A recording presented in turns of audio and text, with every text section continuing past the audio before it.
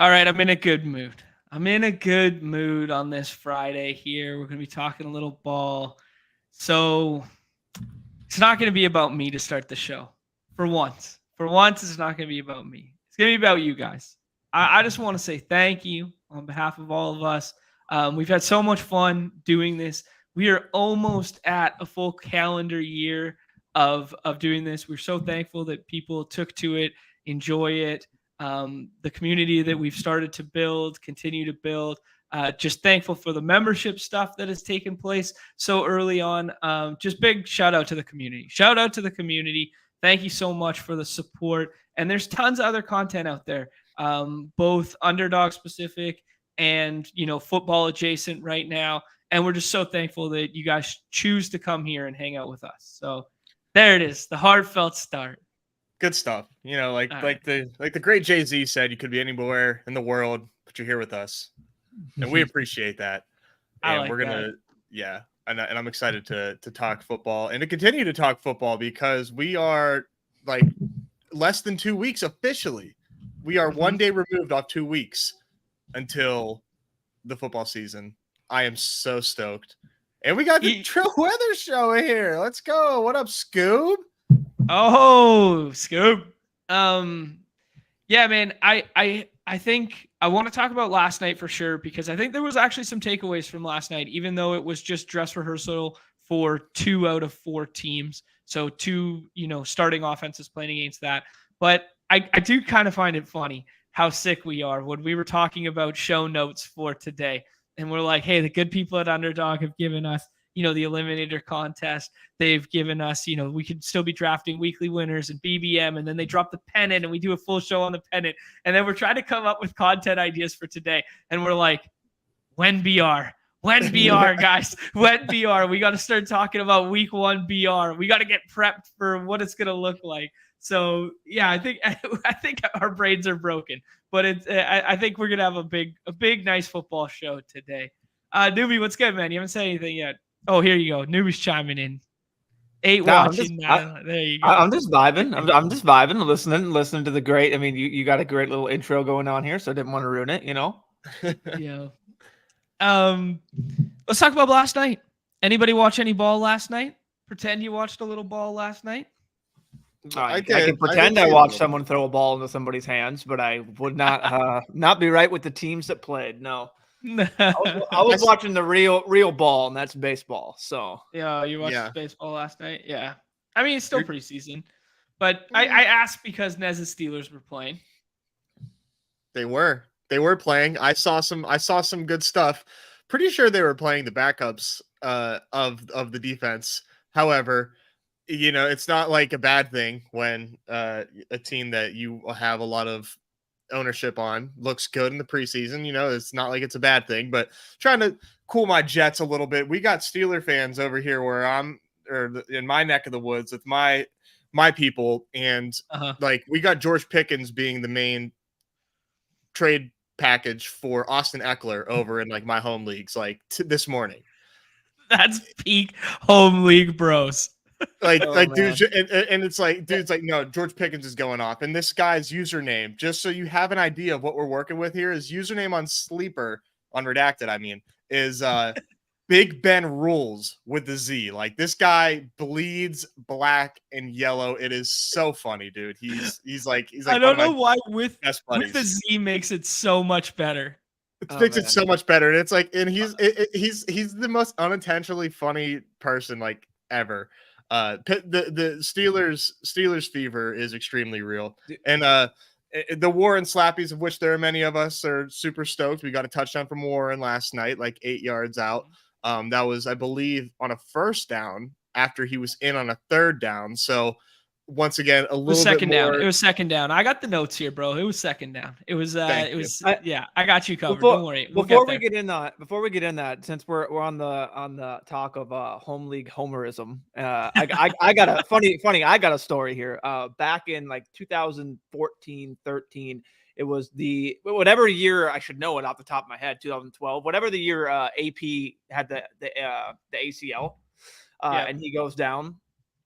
My buddy trades. I remember him trading It was our first, like, we're on an ESPN league, and he's like, can we do draft pick trades? Like, can we do it? Like, and like, I can't allow it on the app, like on there. I can't do it on there at all. So we decided, like, okay, if you want to do it, like, you'll make the first selection. You can get the trade, whatever.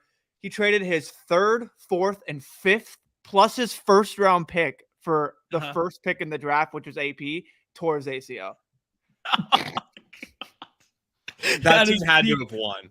The team that he traded to had to. Oh, yeah. It was the team that he won. It was either first, but it was just peak home league homerism. Is just that just the people that go absolutely nuts. Where you just get it doesn't matter what. Like it's all Vikings fans here, so it's like you're fighting over absolutely everything. Like, not even kidding you. At one point, the fullbacks were going. Like it didn't matter. Like what round does the Vikings defense go? Nothing Simmers defense. You know what I mean? Like what round are they going to go in? Like before round 10? Like who knows? Like nothing screams championship. Nothing screams fantasy championship quite like CJ Ham in the flex.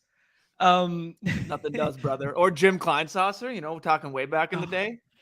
Way back, yeah. Let's talk about last night real quick. I got a couple notes and whatnot. Granted, both first team offenses were playing against second team defenses. The games were the Steelers and the Falcons and the Eagles and the Colts. We got to see Anthony Richardson playing with the starters. I think there were a couple interesting takeaways. Calvin Austin was used as the primary punt returner and stayed in for offensive snaps. I think that kind of matters. There's a lot of pump the air, pump the tires on Jaylen Warren right now. People patting themselves on the back for some Jaylen Warren stuff. I understand Najee has never had more than a 37-yard run in the NFL in every single attempt that he's had. And then Jaylen Warren comes out in preseason game 1 and he rips one, right? But they used Najee in some very intelligent ways. They used him on first down. They gave him both the goal line first down reps, like first, right? And then they used a tunnel screen to him. So he was catching passes on a designed play to catch a pass to the running back. I thought those were encouraging signs for Najee. I'm not bullish necessarily. I have way more Jaylen Warren, but I did want to just kind of like pump the brakes a little bit. Like, yes, this is going to be more of a split backfield than it has ever been before with Najee being there, right? Najee in his first year going in the first round as a bell cow style guy, I think those days are numbered. They've been bringing in Warren for like all this third down stuff. But I do also like the way in which they use Najee with the first team offense. I believe we in the biz call those high value touches. Right. Catching balls, right. Green zone carries. I don't know. Yeah. A 220 plus pound back. I don't know. Mm-hmm. Back in my day, we used to think that those were good signs. He did have the longest run of the night from there, or from the starting unit from their side. Anthony McFarland actually ended up besting it a bit later. So Nez not that far off base with making us talk about Anthony McFarland the other day. Weird. But yeah, I think Najee Harris has a path. If this offense looks as good as it possibly did on the first 2 drives of last night, which is asking a lot because there was a 35-yard ball down the sideline to Deontay, then another 33-yard one down the other sideline to Pickens, and they were both absolute dimes from Kenny Pickett. They were dimes. Of course they were.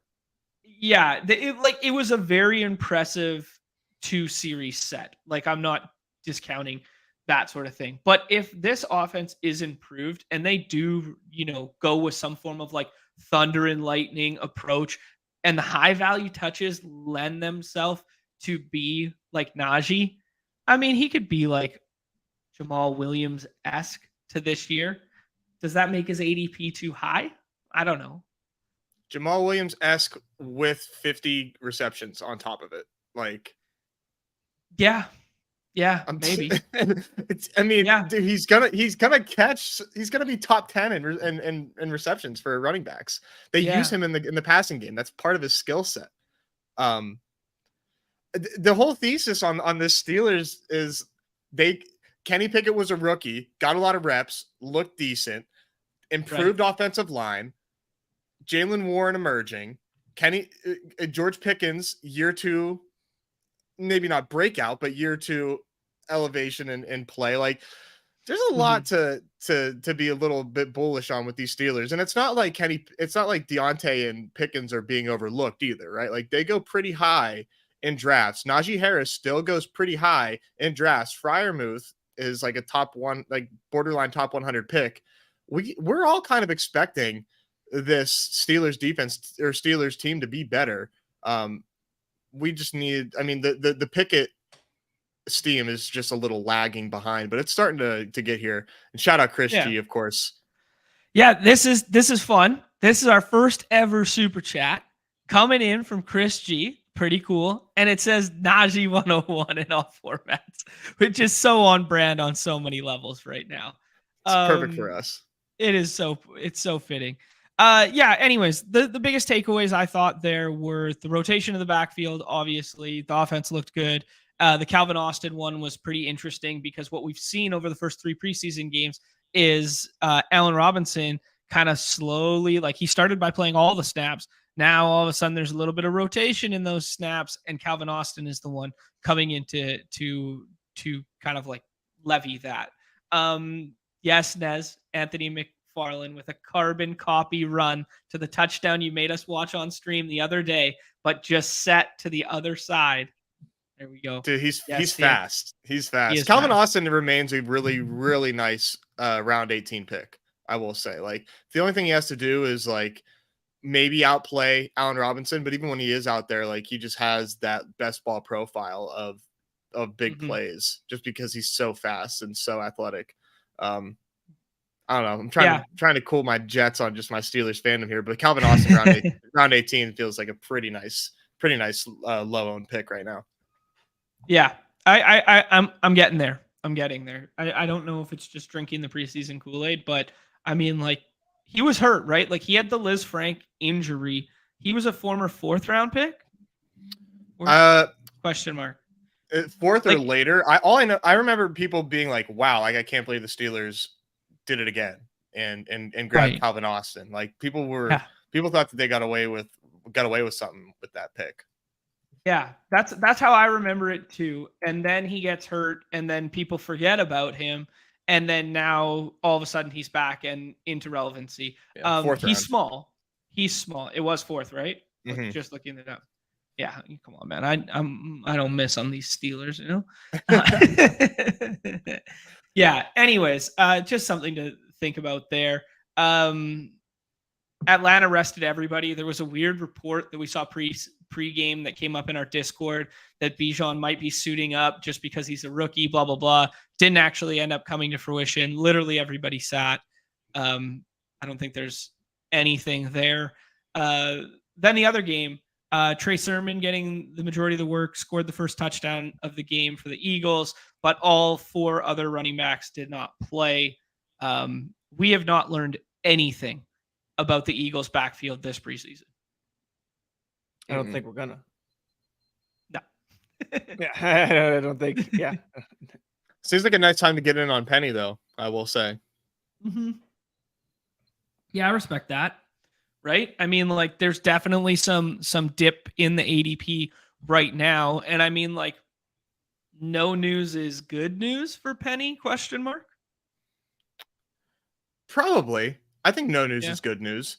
I think just because he's on, like we talked about this before, just because his salary is low doesn't mean that he's a cut candidate. It just means that he's a great. If anything, that incentivizes a great value. Yeah. Right? Like, I don't know. Yeah. The reverse Corey Davis narrative. Right? It doesn't always have to be a negative thing that a guy doesn't get paid a lot. Team could have just like snuck one over on other teams. Right. Yeah. Actually, speaking of not getting paid a lot, Nikki and I we're behind on Hard Knocks, but we started Hard Knocks after the football games last night because I was kind of on one with the football stuff last night. So I watched the beginning of both games, and then I was like, let's watch episode 2 of, or like 1 and 2 of Hard Knocks. And the guy Smart, the guy who, have you guys watched it yet? I have not No. watched this season. Okay. I He usually says do. he mispronounces charcuterie, right? And he calls it like a charcuterie board or something like that, right? They're talking about going to a play, and he's trying to sound like, oh yeah, we're gonna go to a play, and I'm gonna get a. Anyways, he butchers the shit out of it, right? Not- And then maybe like half an hour later in the episode, he tells somebody that he's been in the league for like 8 years, and I'm like, who the hell is this guy? I look him up, man. If you stick around in the league for 8 years as like practice squad, no draft capital, like whatever. Like this guy's grinding his ass off for 8 years to stay in the league. Man, he's made like under 2.5 million in 8 years. And I'm That's just it? looking at that. Yeah. Like we have this misconception that like if you're in the NFL, like guys will be like set for life. Like if this guy picks up the one wrong rookie dinner tab, he's fucked. Like, you know, like if that's like a game does he check, at least get right? the pension like for being in the league that long? I think the tipping point for the pension is like 5.5 years of service, something like Hopefully that. he gets So, that. Like, yeah, but I don't know how it works with practice squad with whatever. Anyways, I just found it very interesting. Like when we were talking about this money thing, and we kind of like laugh at the fact that like, oh, Penny's only getting $1 million this year and whatever. I don't know. I just thought about that one. Yeah. Anyways, the stuff with the Colts. I mean, Deion Jackson started, and then it was Evan Hall. They both scored touchdowns. I don't know. Do you guys have a lean on that backfield if we don't get JT for week 1? I would think Jackson, just because he had the first crack at it before and like did a good job, but myself included, everybody's very excited about that Evan Hall pass protection play where he just blew up that linebacker like right up the gut. That was pretty sick. And Evan Hall caught a ton of balls in college too, so it's definitely intriguing. I'm starting to mix both of those guys in my slows that are finishing up. Mm-hmm. Yeah. I think they're both like just good back end flyers right now. Neumy, do you have a lean between the two? I would just think Jackson just because he's been there, but Yeah. it wouldn't take much to probably supplant Deion Jackson. You know what I mean? So yeah, Right. Yeah, for sure. I kind of like this shout. Steelers 2023 Steelers as like kind of like that post hype like Jags breakout. Yeah, I like that. Definitely. Comp. Yeah, I like that comp for sure. Yeah, man, I'm gonna fall Pickett doubles. I'm gonna fall victim. Let's get that. We're falling victim to Pickett doubles Against the Niners. Oh yeah. Against the Niners. Oh man. Yeah, not a great first week. Yeah, I was looking through here. Yeah, it was like charcuterie. That's what my wife calls it. She calls it. She knows damn well what they're called. The charcuterie board. Oh shoot! She knows what she's doing. Oh yeah. Yeah, and I couldn't get over this. I still can't get over this. Kenny Pickett wearing double gloves out there like he's Teddy Bridgewater. Like he's stealing my guy's swag. I can't get over that one. Kenny drip it, man. Oh, I love it. I love that so much. You guys want to talk? Oh, brother. You guys want to talk the potential week 1 BR? We don't know when this is coming. We don't know whatever. We just thought it'd be a fun exercise to forecast and look ahead, you know, what we're doing in week 1. And then kind of you could reverse engineer that into Eliminator. You can reverse engineer it into weekly winners. And then you think about some guys, you'll start changing your mindset on certain guys for like the BBM too, because you're like, holy shit, we're getting so close. And like some of these guys with opportunities aren't really getting drafted as much as they should be, right? Or like with good spots in week 1, right? Yeah, or like the order in which we're drafting these high end guys. Like just using baseball as an example, you got a guy like O'Neal Cruz who was going in like the 10th round or the 8th round or something. And then come BR season for baseball, Cruz, like when he was healthy for 10 games, was like going in the first 20 picks. And I was like, why were we not doing this during baseball season? I really don't get it. Yeah. Last year. That's a great point. That's a great comp. Yeah. Like, so it's just like putting yourself in the daily mindset definitely kind of helps reconfigure some takes that maybe you out there, we have had for all draft season that maybe we need to get off of. Yeah. I like that. I like that a lot. First things of note with I had a little list here. First thing of note with week 1, it'll be a 13 game slate. All right. There is no Lions and Chiefs on it. There are no Cowboys and Giants, and there are no Bills and Jets, which means some of the high-end talent that won't be there, Saquon, Allen, Diggs, Gabe Davis, Garrett Wilson, Cook, Hall, Mahomes, Kelsey, CD, Amon-Ra. Amon-Ra, Pollard. Like those are some big names that were already instantly missing from the first slate. Yeah. But I think the game of the week that we kind of all pinpointed here when we were looking up the totals and stuff like that, early totals right now, but that Dolphins Chargers looks pretty juicy. Yeah. Been eyeing that up all weekly winners draft season. That looks really, really, really enticing. I'm also really excited about these Ravens and Texans too. I think the Ravens pieces are going to be very, very highly drafted. Yep, I think that's a good shout. When this and drops. You want to talk about one who might be instantly undervalued in that? Like we could definitely see, okay, hypothetical scenario like last year when the BR drops and then those combos that you try and obtain off the top and then they're impossible to obtain again will be like Lamar Andrews, right? Like that might be one of those potential combos that would be impossible to obtain. That is target number 1. Yeah. Yeah. You think that's target number 1? Okay. Definitely. Yeah. And then you flip the narrative a little bit on that and J.K. Dobbins, all of a sudden he's a smash spot. Like if we're talking like a managed league for a second here, J.K. Dobbins' price so suppressed right now, so suppressed in the BBM all season long. Now all of a sudden he comes out there week 1. They get this Texans matchup. He gets 15 touches. He scores twice, something like this. He could be viable in the BR and in your managed leagues. All of a sudden he's your greatest week 1 sell high of all time kind of notion, you know? Definitely. Yeah. I see right now just off the bat, like with no ADP, how many Eckler, Hill, or are potentially going to come out of this, or like people trying to get those super like, or like the I mean, obviously that'll probably be more attainable, the Waddle Hill double stack or something like that. But like people just trying to push up that game. That's going to be the number 1, like get it while it's hot, while it's available. Is that Eckler Hill? Yeah. Okay. So Eckler Hill and the Lamar plus Andrews seems best right now. And I don't know about Chase, like with Burrow, but I would assume like Chase Chubb in that high total game too. Oh yeah, that might be tough too. Yeah, I'm surprised that game is a total that high. I will say. Early season, Cleveland weather's nice right about now. You know what I mean? Like, yeah, it's true. It's true. Yeah, yeah. I think our mind is kind of broken with the Browns too. We think about the Browns and we think about the Browns of the past. We haven't seen the Browns with good Deshaun yet. You know what I mean? Yeah. Even the tail end of last year, like we saw a couple pop games with him and Amari where they were kind of like the skinny stack you needed, but we have not seen that offense like legit go, right? Mm-hmm. Yeah. Yeah. Redacted for redacted to Amari Cooper. Fuck him. Cup is going to be a really, really big one too. Yeah. Yeah. Cup Walker there, that Seattle game.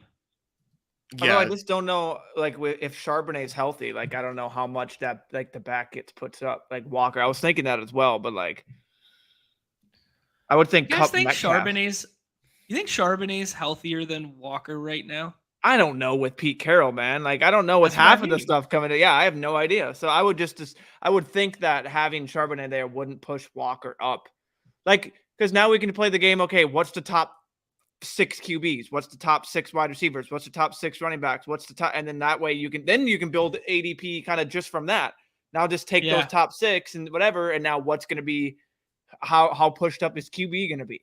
Like, is it going to be like, like these best ball drafts and kind of what we got last year, where all QB was not that high. And then all of a sudden in the middle of the drafts, it kind of got pushed up. And then there was a week where all of a sudden it wouldn't be pushed up because it's depending on the slate. Like, depending on what happened last week. Okay. Like we have high end QBs on this slate. Like even if when you take out Mahomes and Allen. let's do the exercise. I'm going to bring up, I highly doubt there's a tab for it yet. We'll just use the BBM tab here, and we'll go quarterbacks for week 1. Mahomes isn't there. Hurts is on the slate. He plays an afternoon game against the Patriots. We alluded to the Lamar spot. We haven't talked about Fields yet. Burrow has a stack. Highest total game on the slate has Herbert and Tua. And then there's the Deshaun, maybe a bring back off of that, off of the Bengals stuff. Am I missing anyone from this kind of like grouping? Gino? Who's Jacksonville play? Jacksonville plays the Colts. Yeah, the Colts. Like that was my, when I looked at this and I looked for like favorite sneaky fun game, I think it might be this one. Yeah. Like Jags Colts could be a lot of fun. A-Rich will be the talk of the, like, everyone will be building out their AR-15 like stacks over and over, or just single, you know what I mean? It'll be the Justin Fields narrative from last year, where it's like, we don't even need to stack it with anyone. Go get your skill set little mini stacks, and then just go get like Anthony Richardson, boom, and watch him run wild. I actually like this. I mean, Scoob, we're not huge proponents of historical data here when it comes to a 1-week sample, but I am down with this narrative. Fields going, hey, this is my division to take now. Rodgers is gone.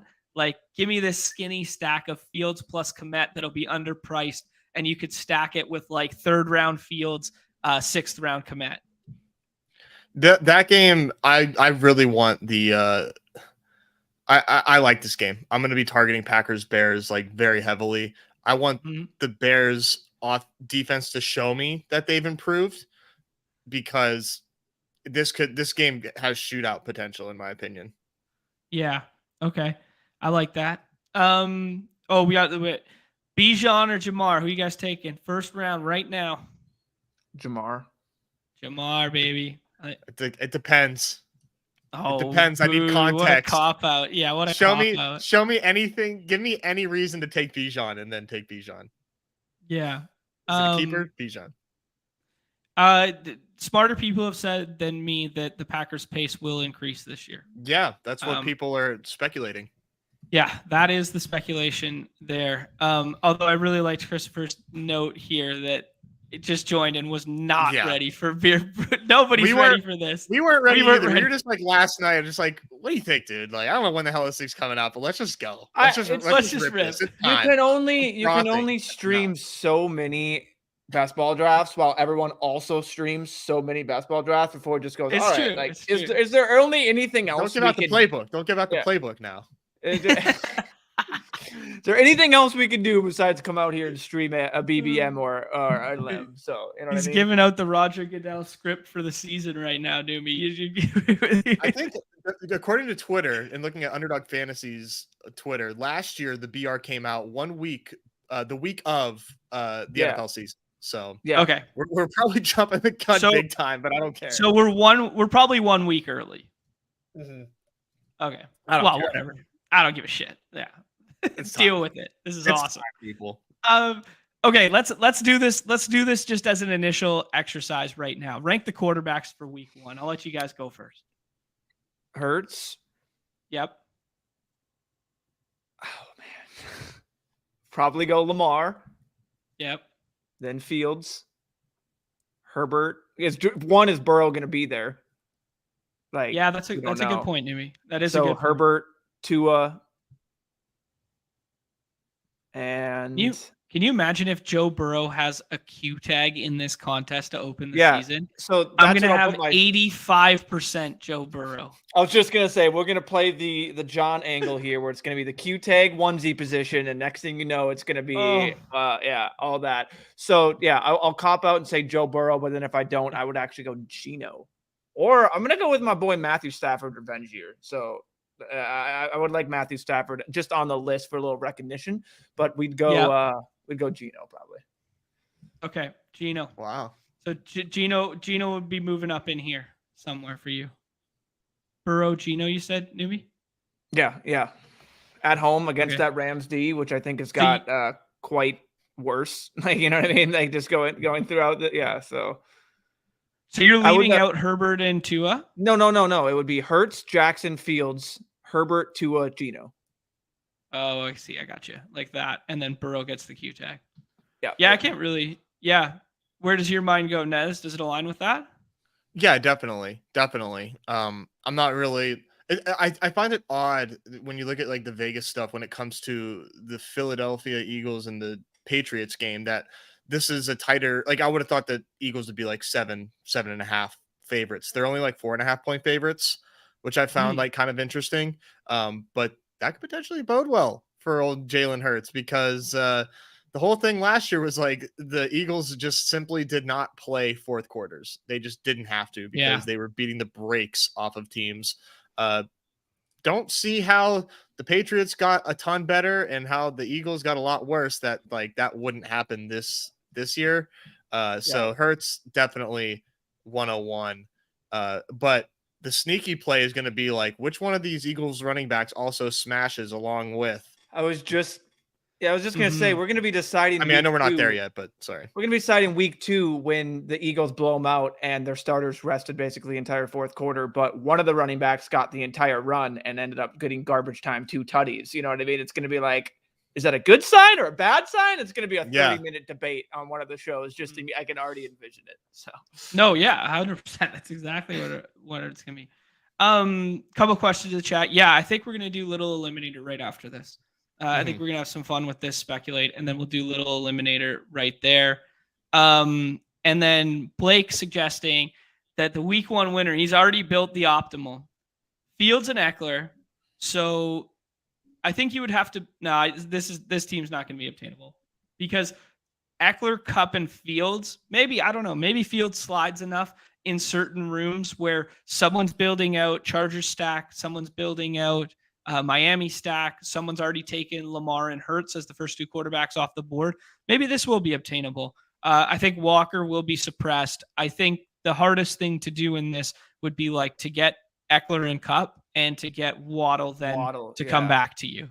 That feels like ADP heaven because like this means 4th round Fields. What it means is Waddle Q tag, which is like almost certainly coming. That's a great point too, Nez. Yeah. Oh, good. Really sharp point. Yeah, he's got the abdomen stuff going on. Right. Yeah. I mean, maybe it will be viable then. I tend to agree where you guys come out on quarterback. I actually think Lamar would be my number 1 quarterback for the first week, and then I think Herbert would jump this tier, and then I'd be running a whole bunch of naked fields because that's just what I do in so many of these contests. And then I'd be building out some of the Geno stuff. And then I would add Staff back here too. I think the skinny stacks of like Stafford plus Kupp will be like people be hammering them over and over again. And I think a nice little unique angle would be to play that game through like Walker and DK on one side and then run it back with Staff and Higbee. That's okay. Now we're talking. Now we're getting somewhere. Now we're talking. Now we're back to VR, boys. We are so back. Oh yeah, we're gonna be back when I have about like 25% Kirk Cousins out there for my quarterback portfolio. Go home game against them Bucks. Don't overlook it. Yeah, no, absolutely. That's a good shout, to be honest. Yeah, they're gonna have a big team total there. I mean, the Justin Jefferson is going to be vying for 101 every single week of these contests, but I think maybe it'd be easier to do in a Google sheet. You guys want to just draft it? Yeah, I mean, you can pull up some cells and let's just draft it. Just make a black and white draft board. Yeah, this is going to be awesome for everyone to watch me struggle with how to create a sheet. I can help you. I kind of did this yesterday. So leave that cell blank. The first one here? Yeah, so then just do like down column A, do like A, B, C, D, E. You're down column A, starting at A2. Yeah. And then just hit A, enter B. Oh my God. Okay, you helping me is not going to actually help. Why don't you just do it? All right, I'll share. I've got it. I pretty much have it like ready to go, to be honest. Oh man. Okay. Yeah. This for sure. You're gonna hear naked fields way too much on this show. Get used to it. Put it in the swear jar. Runs naked in fields. Yeah. Okay, we're in. This I don't even think this is gal brain, Austin. I think this Hal Dotson is gonna be nice. I think that Jonathan Taylor is gonna be very interesting for week 1. Very interesting to see where we wind up with that. Or Josh. right. I mean, if Josh Jacobs reports, and then all of a sudden we have Josh Jacobs news. Yeah. Okay, let's do it. Let's mock it. Okay, there has to be 6 quarterbacks. There has to be 6 quarterbacks, and there has to be 6 tight ends. 6 tight ends. Let's not play the bully tight end narrative just for simplicity's sake. Oh, JT as the Eagles week 1 RB. Oh, baby. Oh, that could pose some problems. Yeah. Hey, Chris G, let's keep it PG here, man. I've watched Best Ball Brunch too many times this week. I don't want to be talking about it. Okay, let's do this. Neumy, you pick next. Who is the second player that goes off the boards? Let's do it as like we think the market will do it in ADP, so we can juxtapose it later. So not necessarily who you would pick, but who you think will end up market. Yeah. So I'm gonna go with the Burrow, probably Q tag, which is gonna bump Chase down. So this is gonna put. There's 3 people here that I think they're all viable. And I don't know. We can debate this and see which one is the best because I honestly don't know. In Tyreek, Eckler, and Cup. I don't know. Who do you think? Tyreek, Eckler, Cup. You have to pick. You have to pick. Like literally, the game is. You're on the clock. Eckler. You're on the clock. Eckler. All right. I think Tyreek goes next. Wow, you guys just all of a sudden. Wait, Jefferson. No, you took Jefferson. You took Jefferson 101. What are you doing? Oh, I thought Neumy was picking 101. Well, if I'm 101, then Justin fucking Jefferson. What are we doing here? Yeah, I think Jefferson. I was gonna say Jefferson goes 101. All right, your pick, Nez. All right, you took Tyreek Hill. Yeah, I think Tyreek Hill. Yeah. Okay. After that, I think this one is. Well, let me think here. This is gonna take forever. I think this pick one. This is Jamar. Well, I'm not. I didn't give you 5 names to choose from, knowing it's a 1-name assignment. We're going Jamar Chase. Yeah, I think Jamar Chase is a good one there. Neumy, you're up at 4. Cup. I'm up at 5, and that's Cup. Wow. Yeah. See, I think Good pick. I think you guys are snoozing on the quarterbacks. I think Cup and some of these guys will get pushed down because I think the next 3 will be. It just depends where they set it. It depends where they set initially, and I guess if that's what we're figuring out was set. But I'm figuring out what it kind of gets to efficiently wise, and I think the quarterbacks start going off this end, and this is where we start seeing the Hurts, AJ Brown tap. Yeah, I think you see the Mark Andrews first. I think you see Hurts and Andrews. Hurts and Andrews is above the guys you just named here. In my opinion, like those. There's so many quarterbacks in week 1. Like these are the separators. We say that every week. We say that every week in the BRs, and every single week, Jalen Hurts ended up near 101. Every single week for the last 8 weeks of BRs last year. We say that, and then the market just takes him at 101. I would be surprised. I'd put Hurts here then. Okay. If Jalen Hurts. Yep. What is he on? There we go. So your turn, Nezzy. The guy's never played on the platform and the people before. Quarterbacks are perfect, dog. Well, I was like, I don't know, man. We've seen multiple different. I mean, we could go back and probably which we could. We'll start saving. I'm gonna start saving a file here, an Excel. I'm gonna go week by week to make sure we have the ADP from when it starts and then when it finishes. Yeah, I'm great gonna idea. keep it so we can have that. Good call. You want me to finish your double tap here? Yeah, because I have a guy next here that I think it's gonna. I think this is where. Go ahead. Yeah. Well, I think. Do you want me to just start naming some names that are gonna vault this tier? They're gonna vault. Yeah. What do you mean vault? This is the mock. This is if you're gonna vault, then put them there.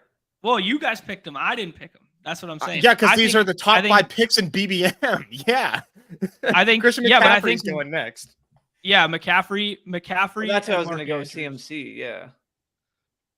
McCaffrey and Mark Andrews for sure. You see what I mean? Like, you see what we mean? Like, these are the top picks, and like, there's no way the market's going to be like, oh, let me go get my quarterback when there's 26 to choose from. You have Hurts and you have Hurts, Jackson, Fields. Make all the picks. GA, what a nice troll job. Okay, go next.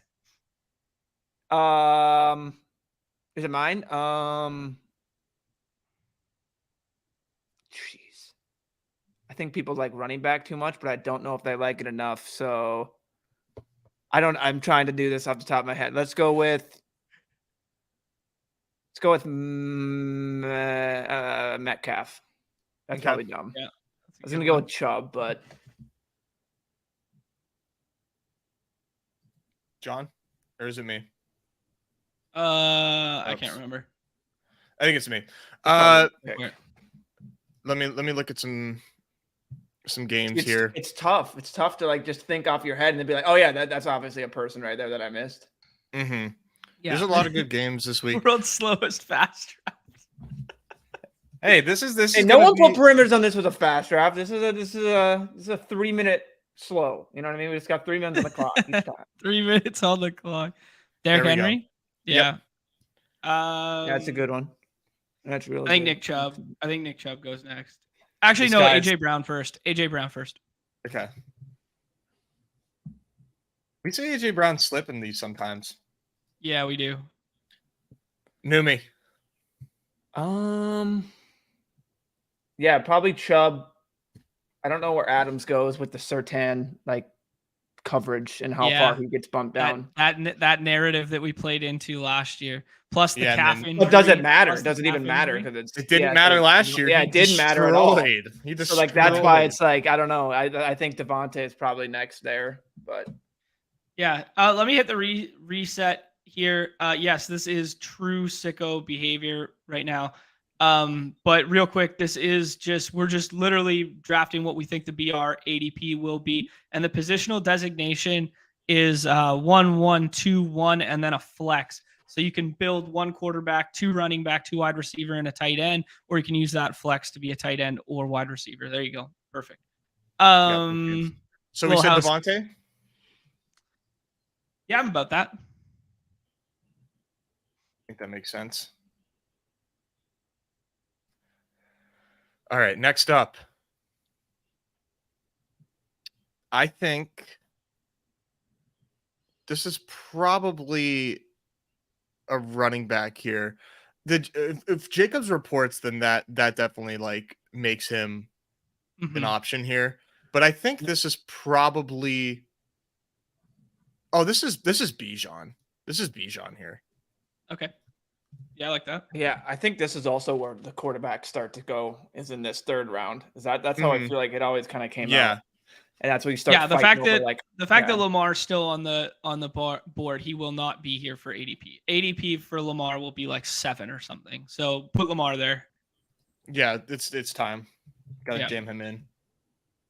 Like we're not building teams here. Like this guy will just take Lamar Jackson.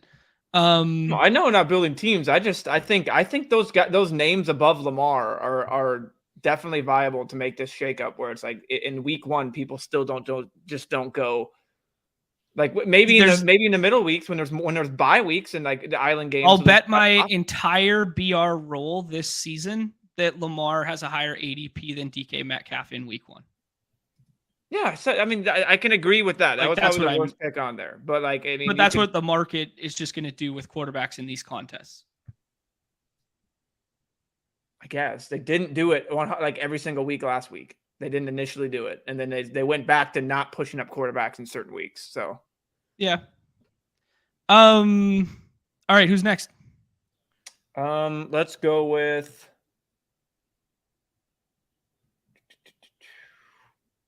Probably Devontae, right? Yeah, Devonta Smith. Yep. Yeah. Yeah, the market will correct this. Like in this mocks wise, Hurts is way overvalued compared to Lamar. Agreed.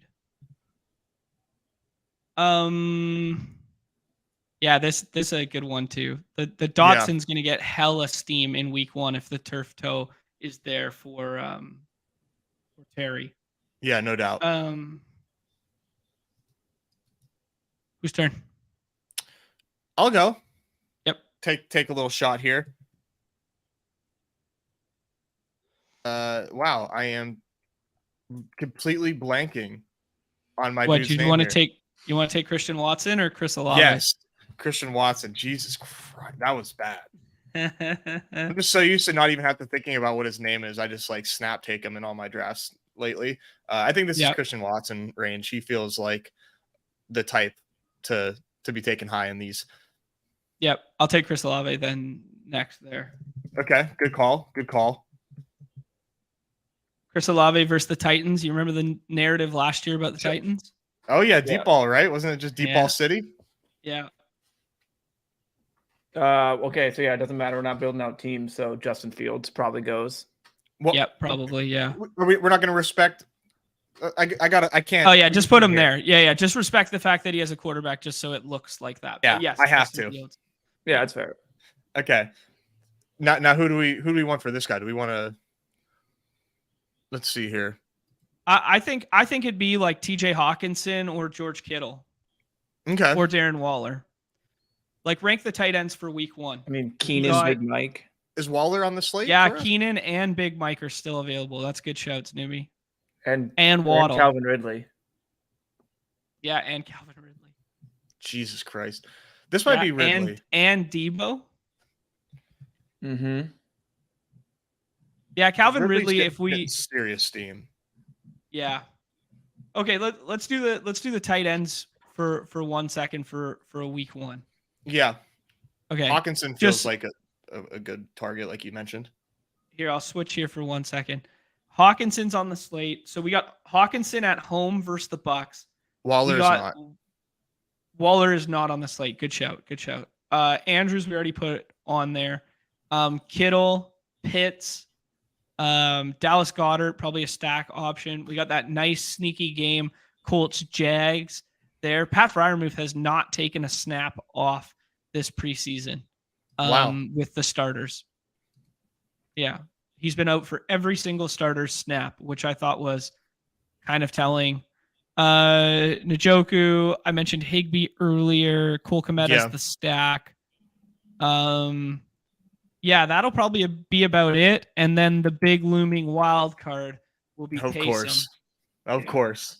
He'll be drafted. So I think... Am I in the player pool? Yes, Taysom will be drafted.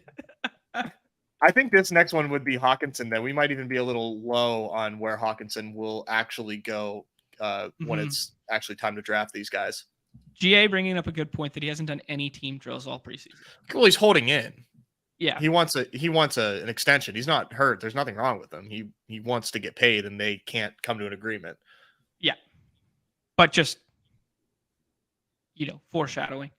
Some other ones there that we haven't thought about. I think it's good to visualize here before I bring back the board there. Pollard's not on the slate. Jacobs, Ramondre, Etienne running that game through Mixon. You got the Harris decision, Walker, Madison kind of fun bell cow narrative there. J.K. Dobbins, one of my late round secret weapons, I think. Pierce and Javonte kind of all week 1 look like the guys kind of deal. I guess I kind of glossed over the Broncos. Yeah, the Broncos are against the Raiders.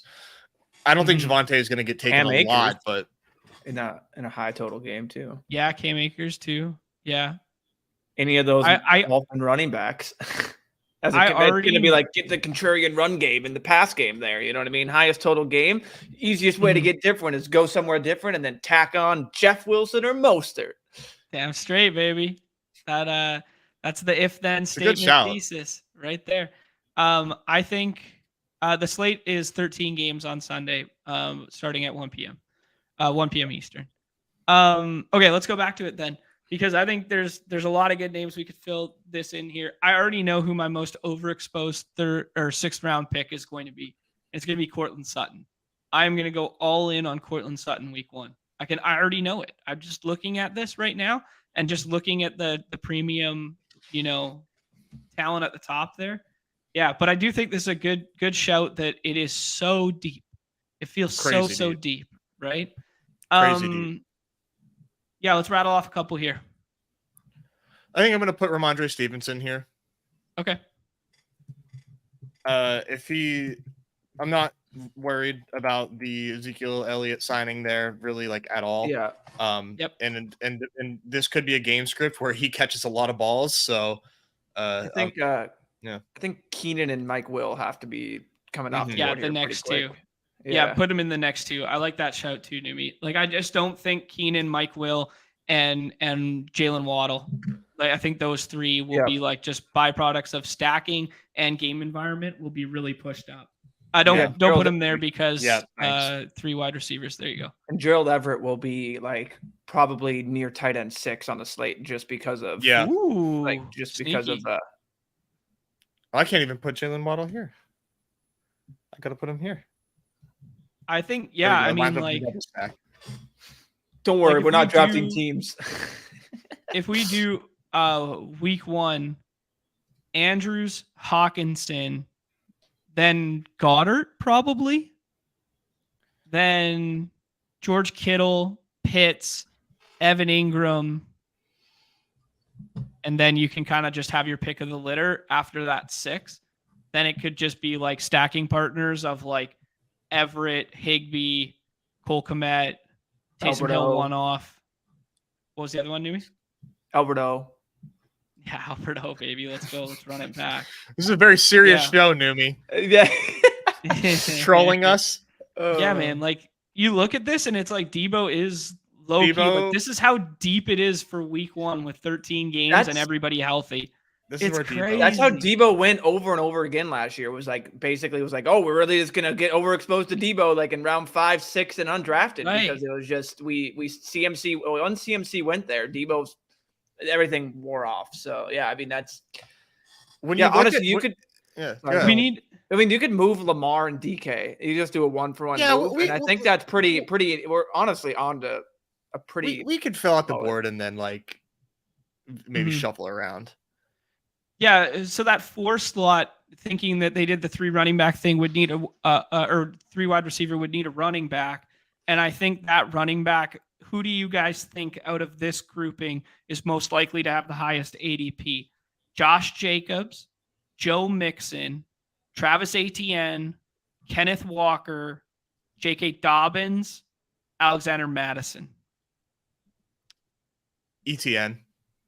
Okay, put him in there. It should be, but depending on what happens. Mixon.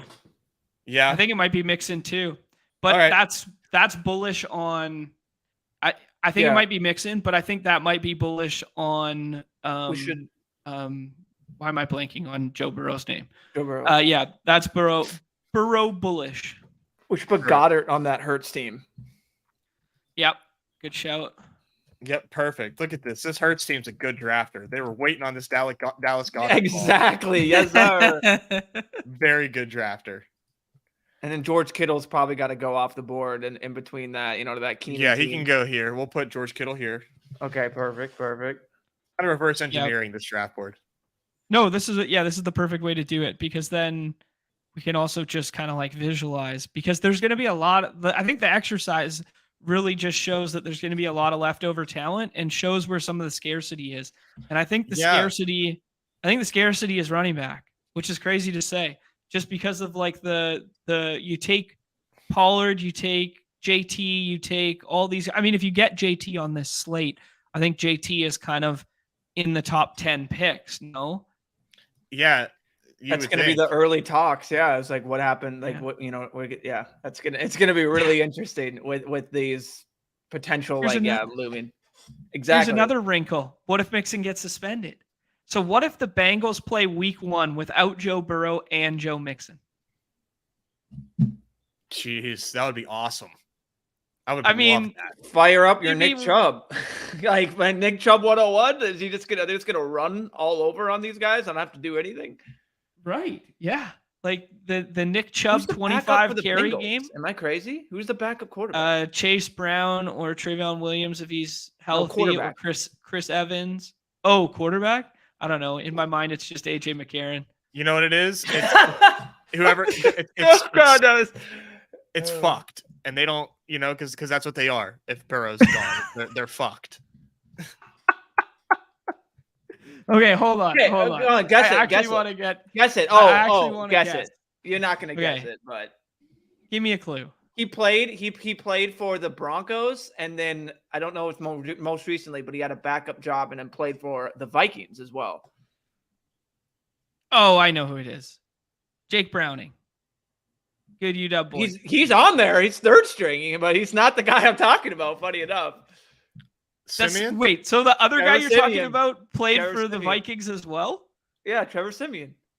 Oh shit. Marcus. Marcus Seaman. All right, let's continue this exercise. Yeah, let's wrap a bow on this thing. We need a running back here, and I think we can maybe. Carson Palmer. Oh, sorry. I just GA love Carson is so Palmer. right. Nez tries to hide that like Neumy2's the homer on the show. He jumped out of his chair when the Browns didn't have players for week 1. He's like, Oh, I don't or hide the it. Bengals. The Bengals. He's, oh yeah. I don't hide it. I would love 1-0 in the division. 1-0. Joe Burr, he's so cool. Over. Popped in the mouth week 1. Oh man. Yeah, I mean maybe people are gonna be on Juwan Johnson too. Like there's another one. Who is Josh Taylor? That's a great point. Who is Josh Taylor? Josh Jacobs, Jonathan Taylor. Oh, okay. So the Josh. Okay, put a slash in the middle so we remember. I'm not smart enough to remember that. Okay, so that will be. Who have we missed here? Like who have we missed? You know who's going in the 3rd round if it happens? Uncle Lenny.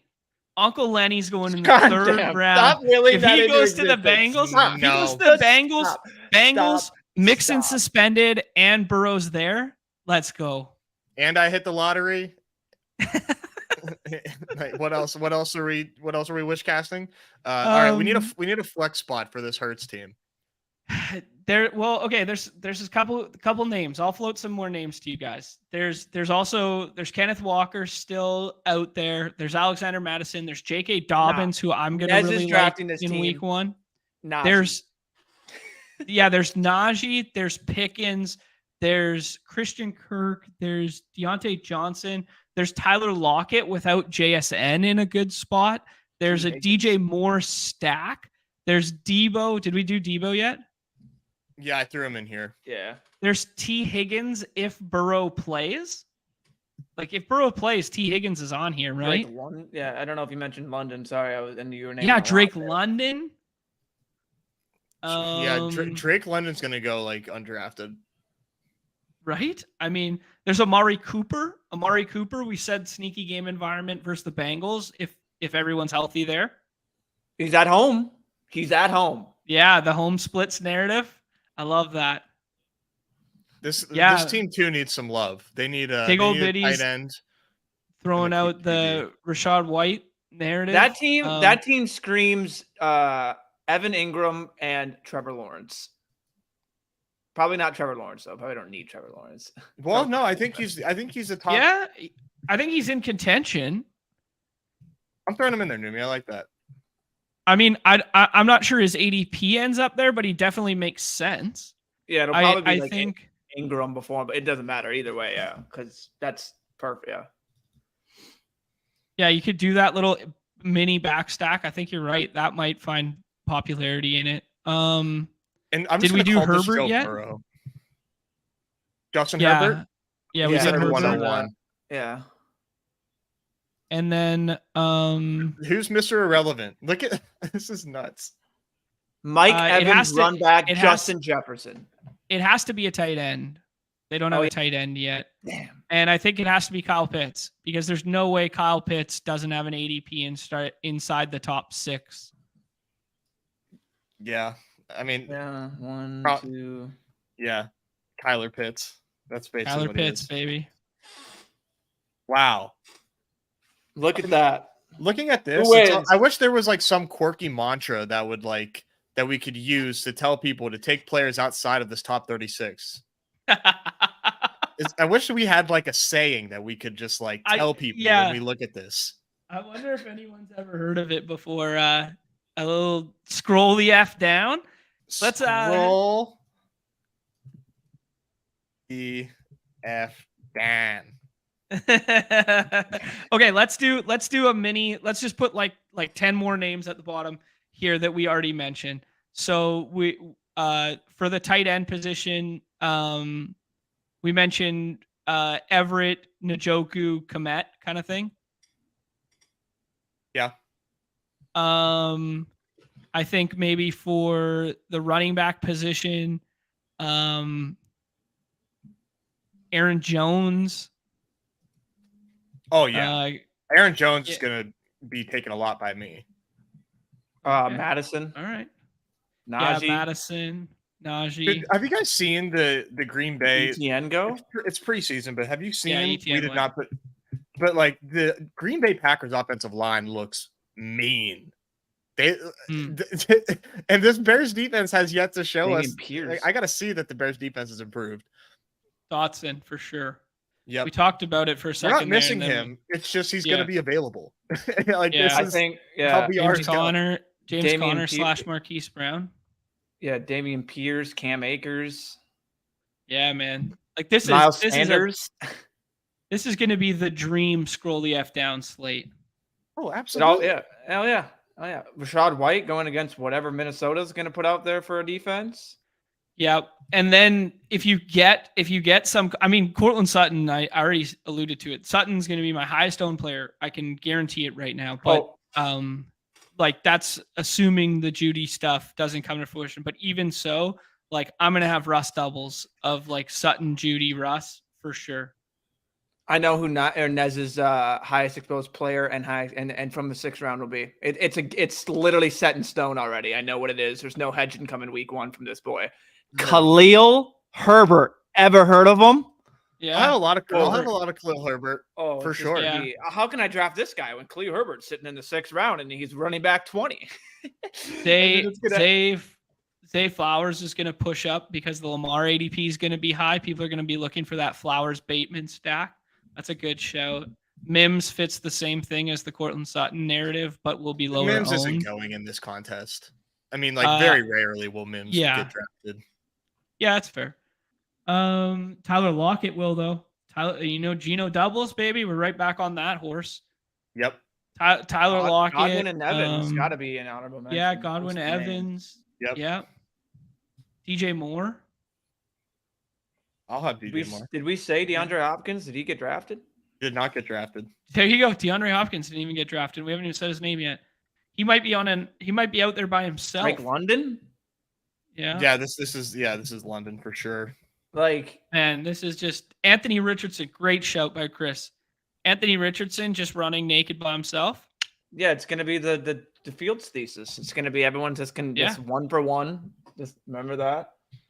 We might as well put in Pittman while we're talking about. Yeah. Man, this is fun. If TJ for some reason is a hold in and isn't there for week 1, Jordan Addison then becomes something. Yeah, there you go. I mean, he's in play in general. In general, yeah.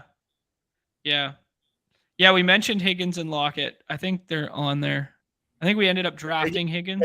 We didn't draft. Did not because of the Joe Burrow uncertainty. You're gonna have the why chase the if you can't chase the Andrews Lamar, just get Bateman or get Flowers. You know what I mean? I knew you already put Flowers up there, but you know what I mean? Yeah. Just for stacking purposes, which I will say, just in general, I don't think that is like smart. I don't think where you see how condensed this player pool is of players drafted.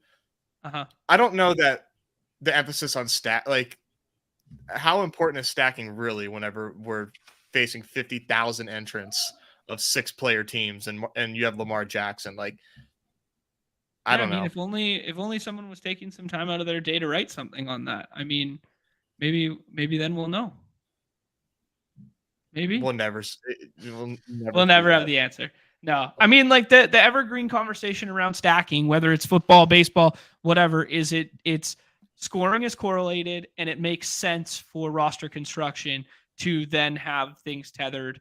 And if you're doing a large portfolio, stacking matters so much more because just building one-offs is not a strategy. Like that's not a strategy. Stacking and run backs exist because we're making concerted bets over an elongated sample. It's implying that we have an infinite sample. If we have a finite sample, you can just rattle off one-offs who's going to be the best scorers of the week. But that's not a strategy, right? So It's not it'll be strategy. so it'll be the forever conversation, right? That was a fun little exercise there. I think it's long overdue that we hop in a draft. I promised little eliminator, did I not? You did. Correct. All right. No pump fakes here. Let's get a friends and family on this beautiful Friday. Yeah. Oh, perfect. 6 spots, 5 spots. Fill it up, kids. Let's go. Let's have some fun. I got How you on the early stream is now. it? 3 more. 2. Is it 1. Oh, yeah, the pump fake kind of I accidentally pump faked everybody when I said I wasn't going to pump fake everybody We got the dog pound. because I didn't show the screen. So even when I try, You said it out loud. Yeah, even when I try to help. Oh, I say a lot of things out loud, Nez.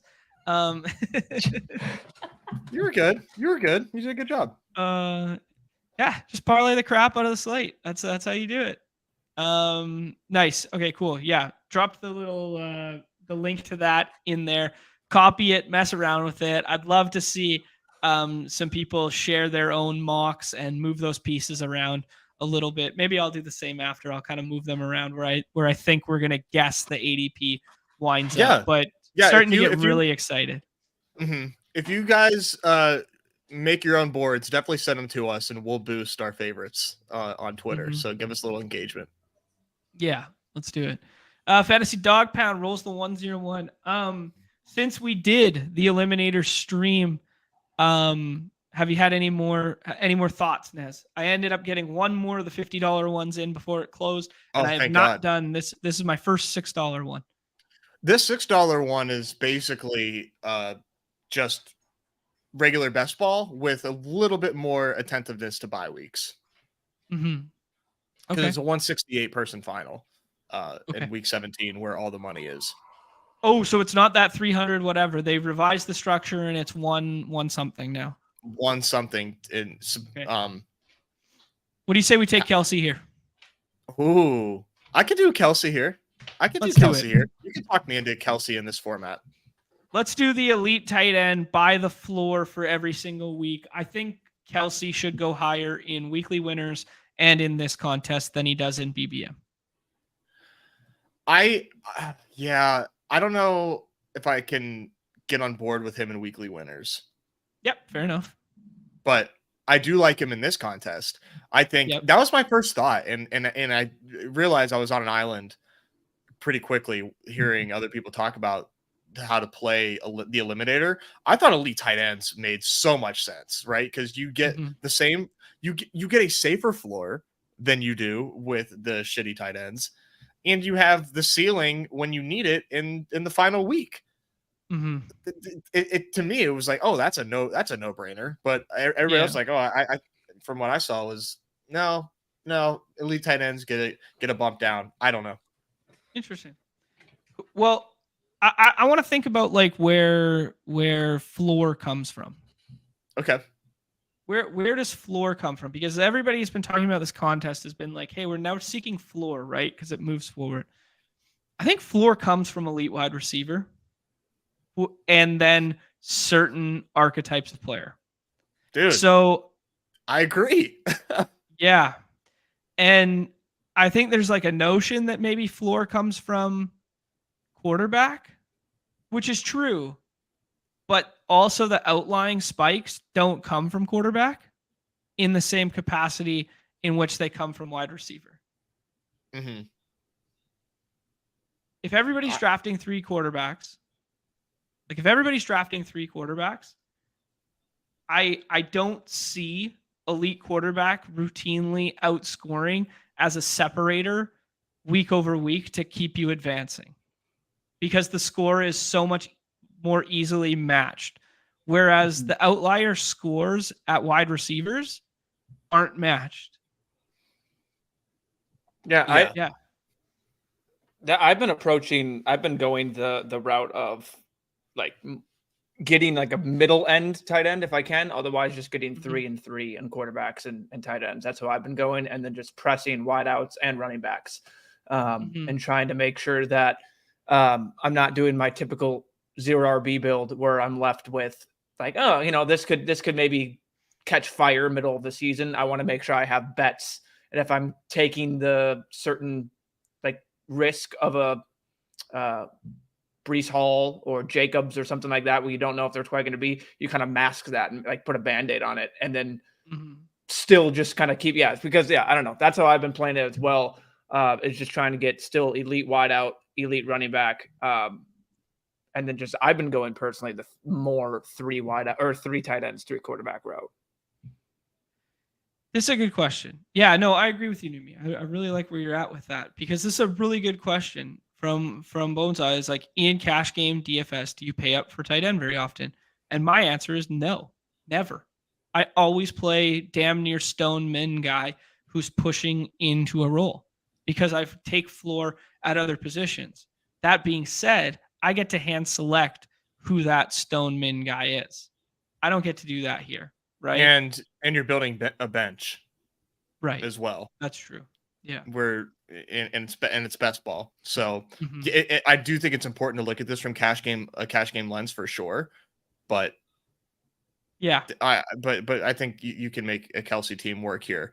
I think 0 running back, not like a true 0 running back, but like some form of a modified 0 running back makes a lot of sense in this format if you know how to draft the right running backs after the fact. Yeah. And not just take like Tank Bigsby is like very speculative, but he's being drafted as if he's a sure thing. But take Jalen Warren instead. Who do you guys want? He's gonna have a role. I would go Devonta. Devontae or Devontae or Ridley. Or Patty if you want to stack it, but I would go Devonta. That's fun too. It's up to you. See, like the stack thing for me feels like a BBM or a weekly winners play. The stack thing for here doesn't necessarily matter to me, and I'd rather spend capital elsewhere. I was tempted to do the double tap tight end like we saw yesterday and see what it looks like. Do an eliminator. Think that you can and should stack in here. Okay. Yeah, I'm not totally opposed to that. Yeah, I just with the quarterback like that high. I to your point of basically the separators. You're gonna have your Justin Fields and your Lamars when they run wild and they put up that. But like I like having my stable set of, if you want to deem them mid quarterbacks, and just hope that score you just find the right along spike week each week that it's just flowing. Likewise. And I have like options to do that. Well, then all of a sudden I'm sitting there with the wide receiver core of the recent team was CD, Devonta comes back around. You get another wide receiver with a running back. Then you get like 2 more wide receivers or running. Like that's how I personally been building in this and just trying to chase the floor with volume in those like onesies positions. Yes, I agree with you there. I definitely agree with you there. You can build, it's easier to build out volume at the quarterback position and mask a raw scoring point than it is to just like have to need the elite outlier ceiling stuff. And what makes an elite tight end or an elite quarterback? Well, it's a ceiling that other players at the position don't offer, which I guess flips the narrative of making Travis Kelce a bad pick. I do think maybe I was wrong with that first selection. No, I don't think. I don't think it's terrible at all. It's not bad. It's Travis Kelce. So with that little point that I made, I've been then trying to stack up like late QB with their tight end options to just increase that potential week to week, like in that, like basically to bring together. Then that's how I've been approaching it when I do those 3 teams. I like to have like 2 of those guys stacked with a tight end if possible. So Taylor or Jacobs? I would do JT. That's just me. I just can't with JT in the third, man. I don't know. This is clearly not the format for him. There's a lot of embedded risk in this, but if he plays football and he plays for a decent team, aka or in a decent spot, aka the spot he currently is, or any other place that would consider trading for him, he is an absolute smash for floor. And then what does that make the other outcome? Just not playing football at all? Death.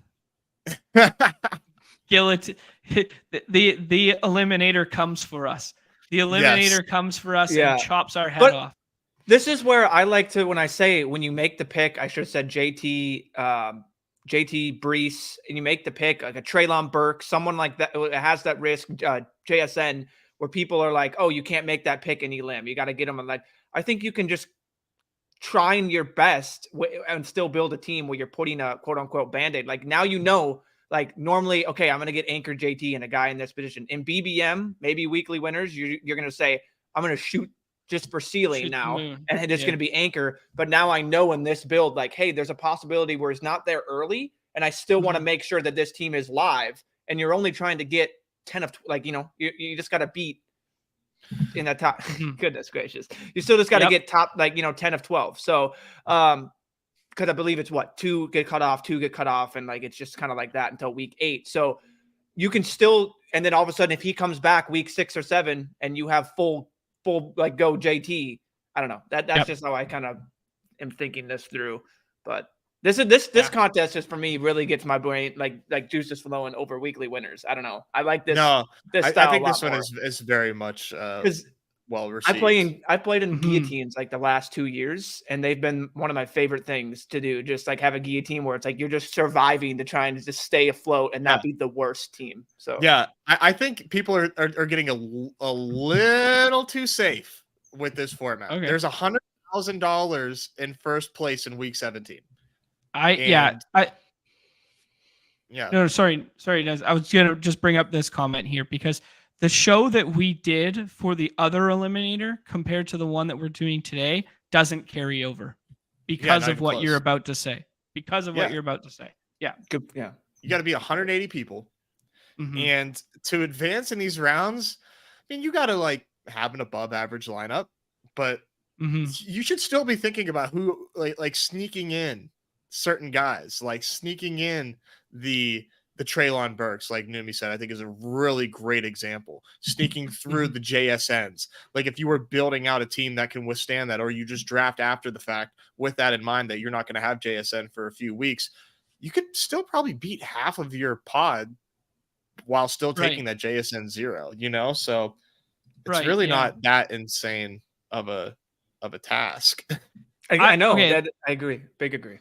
Go ahead. It's obviously a risk tolerance exercise because if you want to, play like we were describing with the $50 one and make it to the money and 10x your money and then give yourself a chance after that, like that was a very safe, viable strat in the $50 one. In this one, I do agree with you that it plays a little bit more like a traditional style contest with the 180 person final and the low dollar price point. There is merit in the idea of just catch every single falling knife, put them all on the same team, and just have like the crazy high variance ceiling team, right? Like no one's like thinking like that. Like we got Jonathan Taylor right now. Let's just fucking go all in and take Jerry Jeudy and then Breece Hall on the wraparound. You know what I mean? Yeah. Do not take Jerry Jeudy. Jerry Jeudy was overpriced to begin with. Sure, but like you know what I mean? Like I'm talking through the theoretics of it. Like Breece Hall right here. You like it? I would do Breece. Yeah, I would do Breece. Are you kidding me? I love that. Like, okay, so one thing that's been in my mind, and it's just been in my mind, is basically you have the debt. Basically, you're playing safe, and I wonder if when you have Rudman came on and he came on our show, and it's like what creates the most dead teams immediately in a pod. And that is teams just drafting injuries, and as teams just doing that. And yes, we're doing that right now, but but it's just 2 weeks in, and a team that had one injury, quote unquote, coming into season could be just decimated at their core positions. And next thing you know, they're eliminated that week because they just didn't simply score enough. Like that variance alone makes it where it's just, and then what you said, having the what is it, 180 person final, or Yes. like that makes me where I'm not just I got to have upside in my lineup along with trying to like quote unquote build it safe for the style format. Like DeAndre Hopkins. Yeah, I like with Hopkins me. here. Love it. I mean, I think that's pretty good floor ceiling combo, and we only got one wide receiver right now, and our wide receiver isn't the safest. Yeah, and if if the Burks thing lingers, like that's more targets coming DeAndre Hopkins' way, just being funneled. The Titans are dogs for the first 6 weeks of the season as well. That bodes well for DeAndre Hopkins helping getting this team over the cut line for a few weeks. And dude, Breece Hall like is practicing. Dalvin Cook is not practicing. Yeah. Like Breece Hall has like a sneaky okay floor for a contest where like we're just trying to beat the bottom 2 teams in your pod for a couple weeks. Well, here's a question. Here's a question for you guys. Do you consider now that we started with Breece and Taylor, or are we eating too many bye weeks if we do this and take Deion Jackson, Dalvin Cook, put it all on the same roster?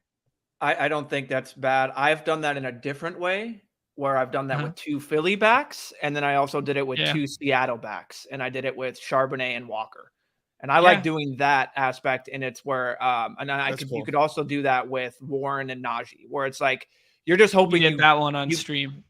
I love that one because you just hope that you get the points. And I think handcuffing on here I don't know. I enjoy it. I don't know. Probably maybe that's the best safe format to do it in. Yeah, maybe it gives us a format to handcuff. I agree, and it just seems like maybe it's safe, and maybe it's like, hey, that's just immediate for that offense is dead. Now you're eating 2 dead zeros on that. Like I would say I stop myself if I'm not going to go like a full team stack with the running backs. Like it's just something like, hey, and I can show you it. It's a crazy fall. Charbonnet gets a big drop, something like that, but I don't know if you need to do it on teams like this because what is Deion Jackson going to add if Taylor's healthy and ready to go versus I see more of a 50-50 split in the backfields I did it in Chicago, Philly. That's a good show. That's a good show. It's not true.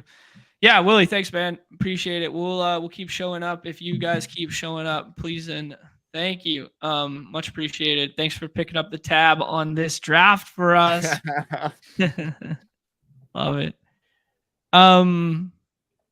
Yeah, no, I fully agree that the style of backfield in which you do it matters. I think that's a really good point, Neumy, where you kind of want guys that have standalone value as well or with contingent value, like where they're both going to be playing in tandem versus like we view Deion Jackson as like a pure handcuff. Like Chris points out Washington here, another great example. Yeah, great example. Perfect. I'd love to do it with, and I'd be willing to. So yeah. 2 things I wanted to ask you guys. This one looms large in my mind right now. JT is one of my highest exposed players, or highest exposed running backs, rather. JT, Lenny, and Javonte Williams, and Jalen Warren. Those are my top 4 right now. Not really sure how I feel about it, but I am scared of this. So the difference with JT right now is everybody says, hey, he has no leverage. He has no leverage. He can't hold out this and that. He won't accrue a year. He won't get paid this and that.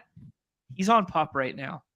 And if they just roll that PUP over because they don't get signed, like he doesn't get traded, or doesn't sign an extension, as soon as Tuesday, which was the deadline they gave him for a deal to get done, just roll him into season-long PUP and he sits the first 4 weeks.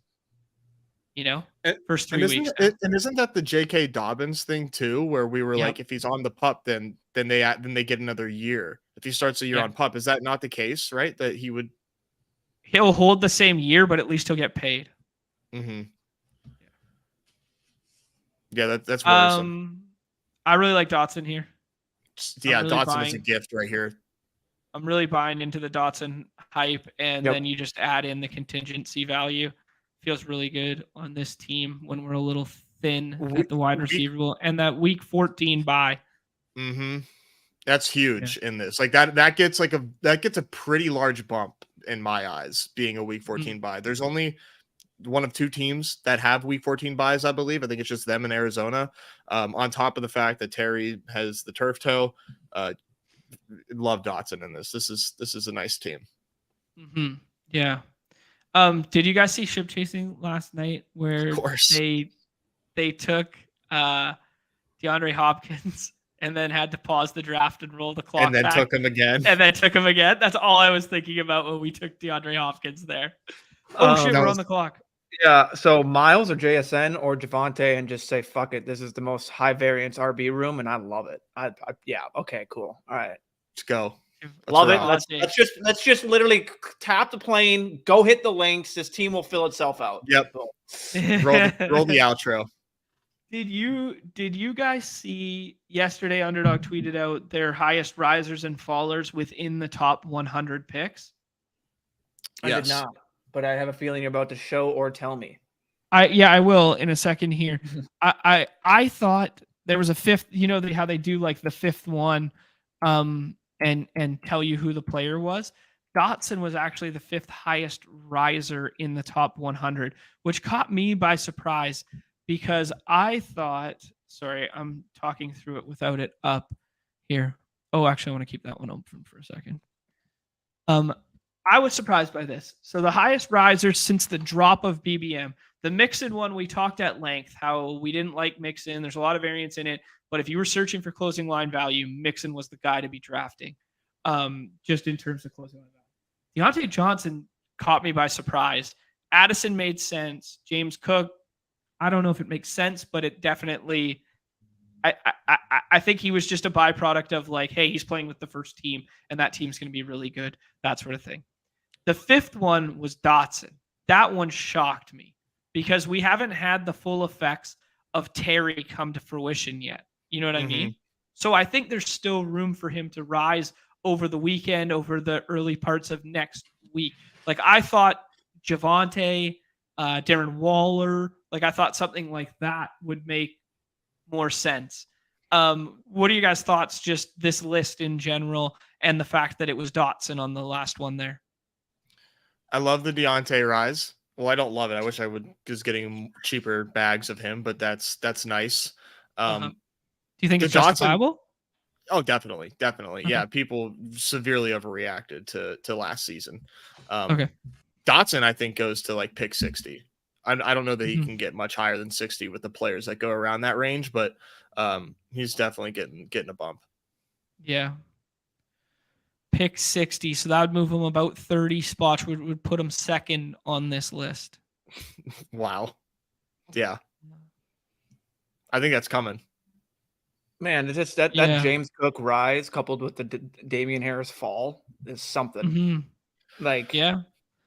I mean, it kind of makes sense, I guess, if that's how you view it, right? Yeah, no, I totally get it. But yeah, that's I don't know. I'm glad I got Cook back in that near 96, 100 range when he'd slip like back then, and glad I got Addison a little bit. But yeah, that seeing Dotson there is definitely interesting, and I don't know how much more he has to go up before this. But I mean, as we've seen in their one tweets where it's like Zeke and Dalvin signed, here's 1 day of movement, and it's like nearly 2 picks. So the market will definitely will dictate and change if it wants to. No doubt. So here's something that's interesting. It's going to stare us right in the face if it's available for us. The handcuff one. Yeah. I admittedly don't love it on this team. I don't either. I mean, I don't love it. I don't love it at this pick is what I would say. I view a huge tier break at Rashad Bateman. Okay, cool. I was going to say Bateman. Yeah, I want Bateman here, yeah. Sky Moore might be a 0. Like, not actually, but like the reason he gets pushed down in this format is he might be a 0. I mean, Bateman obviously has the injury history and all that sort of thing. But Treylon being hurt, Tony being hurt, and then you kind of jump down into this tier of like, I have no idea what to expect from Odell. I'd have no idea what to expect from Dobbs. Maybe this is where we find a little safety net in like Juju, Boyd, and Myers. Where's Myers? Myers and Zay Jones. Maybe that tier should be moving a little bit up in the Eliminator stuff because they just feel like they have weekly floors. Yes. Anyways, that was just kind of my long-winded way of saying I think there's a cliff at Bateman. What do you guys? Oh yeah, tier break is coming big time. I'm glad we got ahead of it because by the time our next pick comes, we're hopefully Myers is there. Hopefully. Mm-hmm. And we've made a pretty concerted bet on like, yes, they are sketchy running backs, but like we've made a bet on like if these are the guys, these are the guys, right? Like we don't necessarily need to band-aid it yet. Like we could definitely, yeah. Yep. I mean, Javonte and Brees could go out there and give you a usable week 1. You know what I mean? And it could be a very like it could be usable. Like who knows? But I mean, JT could possibly go out there. But yeah, like you just forget how good Brees was last year. Mm-hmm. I don't. I do not. He go Bird.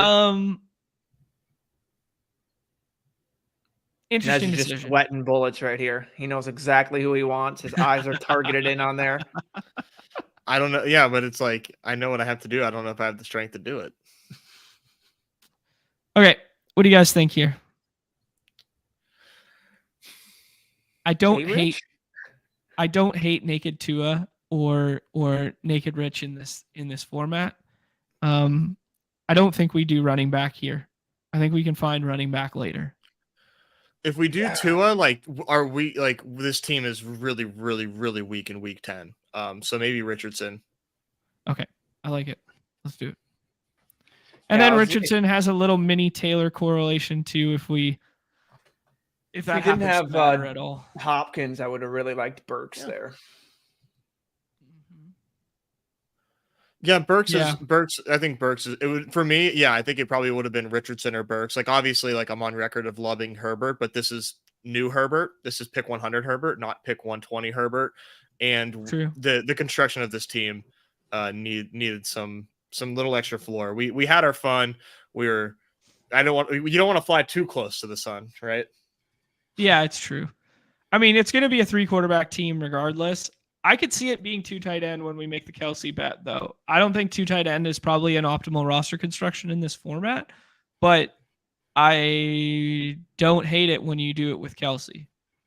If we do 2 tight ends, I would. The thing that's tricky is like one, like I would say like we should get another tight end soon. Uh-huh. However, like this range of tight ends, like they could burn me. It feels like a tight end dead zone to me. Liam would starkly disagree with you. Of course. My Tyler Higbee ownership would probably disagree with you, but my Higbee more. Yeah, my Higbee is more based on the fact that when I don't have a tight end and I'm starting a 3 tight end build from this point down, I gravitate to a little bit of floor in Higbee, or if I'm trying to chase a little bit of ceiling, I go to Laporta. But I think Njoku, Freiermuth, and Evan Ingram to me feel like scary. That's fair. And yeah. And I don't get there a lot. But I do think the market's correct in putting them above this tier. Do you? Oh, definitely. Yeah, but it's like, is there really 30 picks difference between like Cole Kmet and David Njoku? I don't know. Yeah, I don't know. Njoku just does not feel like a great pick to me. Yeah, that's fair. I mean, he's a freak athlete with first-round draft capital who now gets a quarterback for the first time in his life is the counter argument, but I don't know. Yeah, where he goes, okay, so we don't even have any like all those tight ends in that range go. I like Warren or Jamal. Love Jaylen Warren here. Yeah, Jaylen Warren here. This is he's going to go where like I think he goes maybe 10 more spots. If he touches Khalil Herbert, like that's probably jumping the shark, but I think he's got 10 more spots to climb. All right. I mean, the thing that's nice about Warren. Man. Well, the thing that's nice about Warren outside of just like what we've seen in the talent and what we've seen in the pass catching role and that sort of stuff is that he does have standalone value. It kind of feels similar to Kareem Hunt, the old Kareem Hunt narrative, where it's like Kareem, or the old Tony Pollard narrative. Maybe he's not on that level necessarily, but those narratives were always about like, hey, this is standalone value, plus he's a really high premium handcuff. Yes, exactly. Like, he makes really good sense on this team, in my opinion. Like Jaylen Warren has a floor. He actually does. He's not a zero. Like, Right. Bigsby going before Jaylen Warren is the worst thing that I think I've ever seen. That is so, dude, that is so wrong. That is so wrong. It's absurd. Yep, I could agree with you there. I mean, I think the whole market was just really confused on what to do with the backfield, because a lot of with the Jags backfield, because a lot of people just don't like ATN, and he's not the prolific pass catcher we thought he once was. They're absolutely bored. Yeah, I have so much Travis Etienne. Anyway, good. Yeah, that's good. Aaron Rodgers represents a really nice floor here for us too at quarterback. If we're gonna go with a 3 quarterback build, 7 by I would say Odell. Nico or Odell personally. All right, I don't take a lot of Nico, but that might be a mistake with blinders from me. Like, he obviously looked good in the first preseason game, and we haven't seen anything since then. There's no reason to think he's not Houston's WR1. It's just, it feels very fringy, you know? Yeah, I just think that he has the floor here because we think he's the WR1, and we think he's probably he has a good chance of leading this team in targets. Just giving us some guys to play around week 10 just to get away from the week 13 bye too. Well, I guess we only have one week 13 bye. I'm always cognizant of week 13. Yeah, I know. We were talking about it after the first one. I watched a little bit back to listen to it, see if we were idiots or not. And I was like, oh yeah, this week 13 does really play up. The one like pushback I would give you is, why take Nico Collins in the 11th when we can take Robert Woods in the 18th in this format specifically? ¿Por qué no los dos? Yeah. They play for the Texans. Well, they both do, right? Yeah, I was answering why not. Why not? Oh, both? you're answering why. Oh, yeah, I was like, why not? You're why not both? Nez's question, not mine. I see. I got you. Yeah. Okay. Yeah. I don't know. Nez's question, not mine. People are really spooked by the Texans preseason, and I don't know. CJ Stroud is the number 2 quarterback off the board. You know, like, I think it's okay to have a little bit of confidence in that he's like not terrible. Their offensive line has improved because Woods is dust. Yeah, Woods feels tricky to me. That's a good shout. that would feel really nice. Conklin or Henry, or I guess you could almost throw Durham Smythe in there too. I do Durham Smythe in this contest, but we can't do him on this team because we have Henry, or we have Kelsey, and they have the same bye week. That's yeah, the coaching staff played Michael Carter over Breece Hall last year. I forgot about that for a second. I do remember that. Last year. Early in the season. Yeah. I guess it was like obviously before week 4. That could not have lasted very long. Nathaniel Hackett will change it all, guys. Smokey the Cat. Look at this squad. 12-team PPR. It's 12-team PPR, my ass. This looks like an 8-team league, buddy. This is a juggernaut of a team. CeeDee Lamb and Bijan and Jacobs. This is just showing off. Brought it out here to roster. It's a good team. Roster bait alongside us, huh? Jesus. This sums up what we feel about that team. Yeah, one big heart and one enjoy big your heart. money. Great team. Great team. All right, I think we're looking at maybe wide receiver or QB here. I want to answer this question. I wasn't taking a ton of Miller early because I was making the Taysom bet in weekly winners, and I think we can wait. I like Higbee, but I think we can wait and do some of those other targets that we talked about there. They got the same bye week, so we can't. You can do Rodgers now because you talked about him. Yeah, I think I was just about to say I really like this Rodgers dip here. Yeah, let's do Rodgers. This format feels so good for Aaron Rodgers. And we're just correlating the QBs with the running backs. It's easy peasy. You know what I mean? If I heard Too of it. easy. Yeah, because if Ping pong. yeah, if anything you want to do, it's always to coordinate your passers with your pass catch and running backs, baby.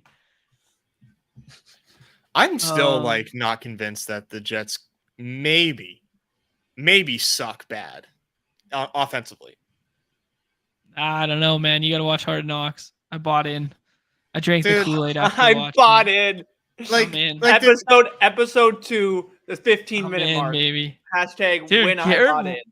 Garrett Wilson, like you forget like not watching football in a bit. Garrett Wilson is fucking insane. And then you hear the way that like other people talk about him. And I was like, oh man, I should have way more Garrett Wilson at the like, going 1-2 turn every day in practice. You exactly. Know what I mean? Yeah. Like you don't think iron sharpens iron when you go against Sauce Gardner every day, both rookies of the year, just facing each other every single day for all off season. Like that's badass. You know how many times last season Aaron Rodgers scored more than 20 points on Underdog? 2. Neumy? 0. Wow, that's crazy. You know what that screams have to you me, heard of Nez? this new thing? He's on the Jets. You know what that screams to me, boys? Cole Floor. Safety net. Floor. I like Alec Pierce. We do a little stacky stack. Dude, this team's done by week 10. Why? Because we have no tight end to take to replace Travis Kelce in week 10. Yeah, we were gonna find 2 on the waiver wire. Wait. Now we're going 3 tight ends? We're in round 13. We surely couldn't have found another tight end later. If you're going 2 tight end and your backup tight end for week 10 to move on an eliminator is like a 18th round tight end, that's not and along with your wide receiver 1 also having a bye week, that's not a good way to play this. That's so fair. I go and I get like Tyler Conklin to match with Aaron Rodgers and just say like, I don't know, like that's not terrible to me. His floor is 0. But counterpoint.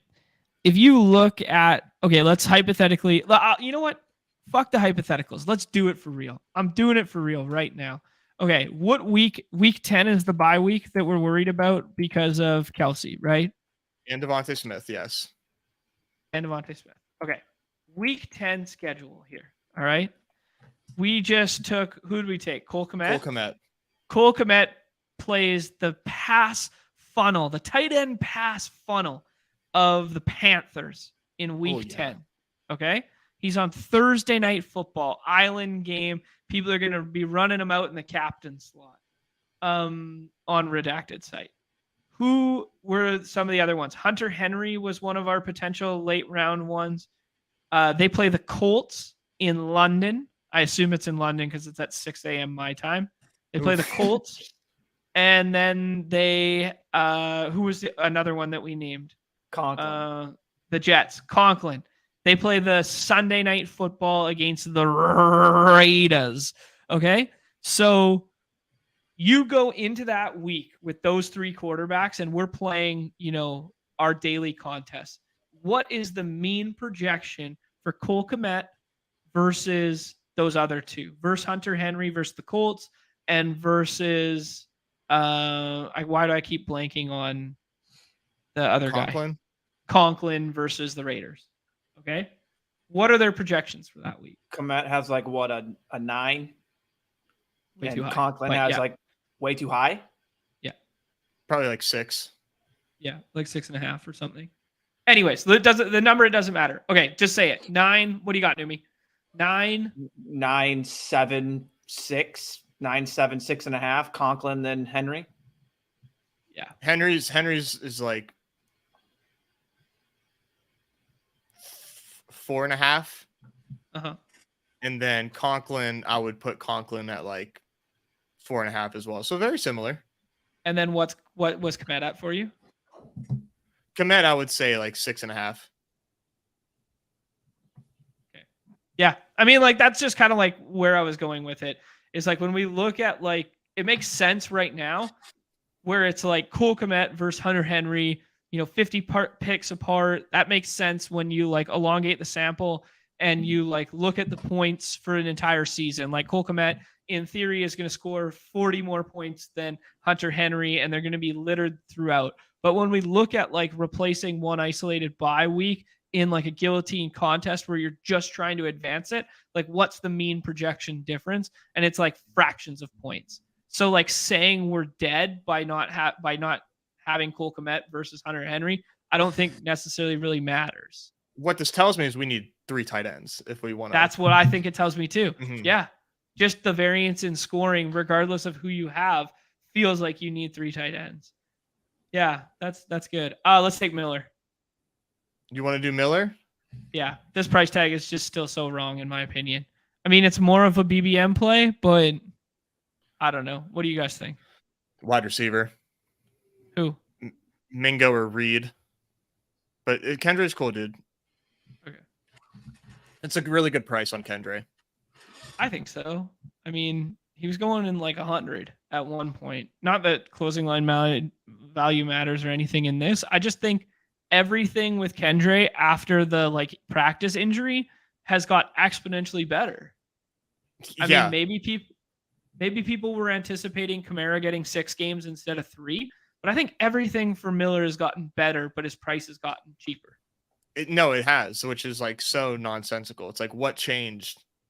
It like positive things changed in Kendre's favor. Right. You know, like I don't know that Kamara is, like, I feel like Kamara has lost a little something from his game. You know, like this is a guy that was stupid efficient in his prime, like to the point where people were calling him in his prime, like to like regress hard. Like they're like, he's a bust. Don't take him. There's no way. Yeah. Right. Like this is different now. And like that hyper efficiency is gone. And what are you left with if a guy can't like sun run touchdowns? Like, yeah, I think this is fair. That's with Julius Thomas when he goes and plays for the Jags after he leaves Peyton Manning. God, that's such a every time, man. That always like is such a good comp every time. Curtis Samuel. I like Curtis Samuel. It's a 14 or Howell. buy. But I think Curtis Samuel, because Howell, I think maybe we're all getting a little too excited about Sam Howell. I'm excited about Sam Howell, but seeing some like projections on him definitely has me like kind of cooling off. Okay. Curtis Samuel feels really good. Week 14 buy. Yeah. It doubles up on the Dotson buy, but those are the only 2 that week. So we got two week 10s in Kelsey and Devonta, which is going to be tough to navigate. We got 3 week 7s in Hopkins, Hall, and Nico, and then we got 2 14s in Dotson and Samuel. I think we got to cover our asses in week 7 here. Week 7 is 6 out of 8 advance. Okay. This is the this is the little eliminator. Yeah. I love that name. Yeah, me too, actually. I keep calling it the Gladiator in my mind because I merged the Gladiator program and Eliminator. Yeah. Help bad full PPR pick 5. Bijan or Tyreek? Go Tyreek, man. Justin Jefferson. Better. No. Tyreek feels best. Tyreek. Maybe your home league does fall. I'm way too low on Henry and Conklin. I have a lot of Henry and Conklin. I take those guys a lot. I'm just aware that their floors are very much zeros. This is interesting. Johnny Football saying the quality of info coming out of the Saints camp is sketchy and quite spotty at best. I don't know who you're reading, man, but they have like the best coverage of any team. Nick Underhill is like one of the best beat reporters, period. He's top notch. Yeah. And he's very transparent and very knowledgeable.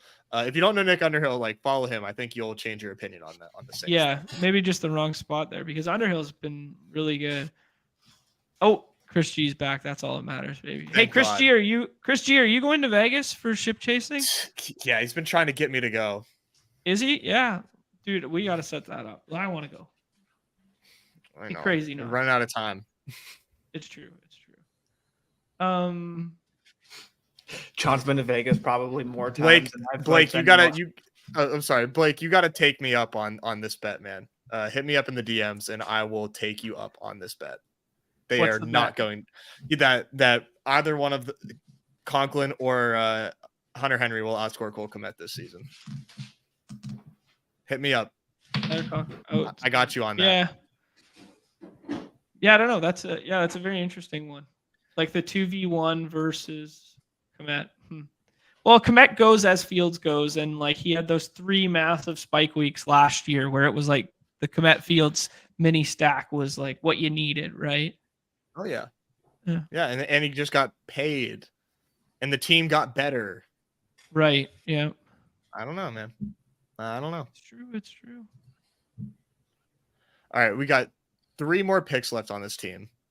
Mm-hmm. One of them is a QB, I believe. Yeah, I agree with you. I would think. Just depends on who's available, because it can't really Hunter or Mac Jones is kind of like problematic because he's got a week 11 bye.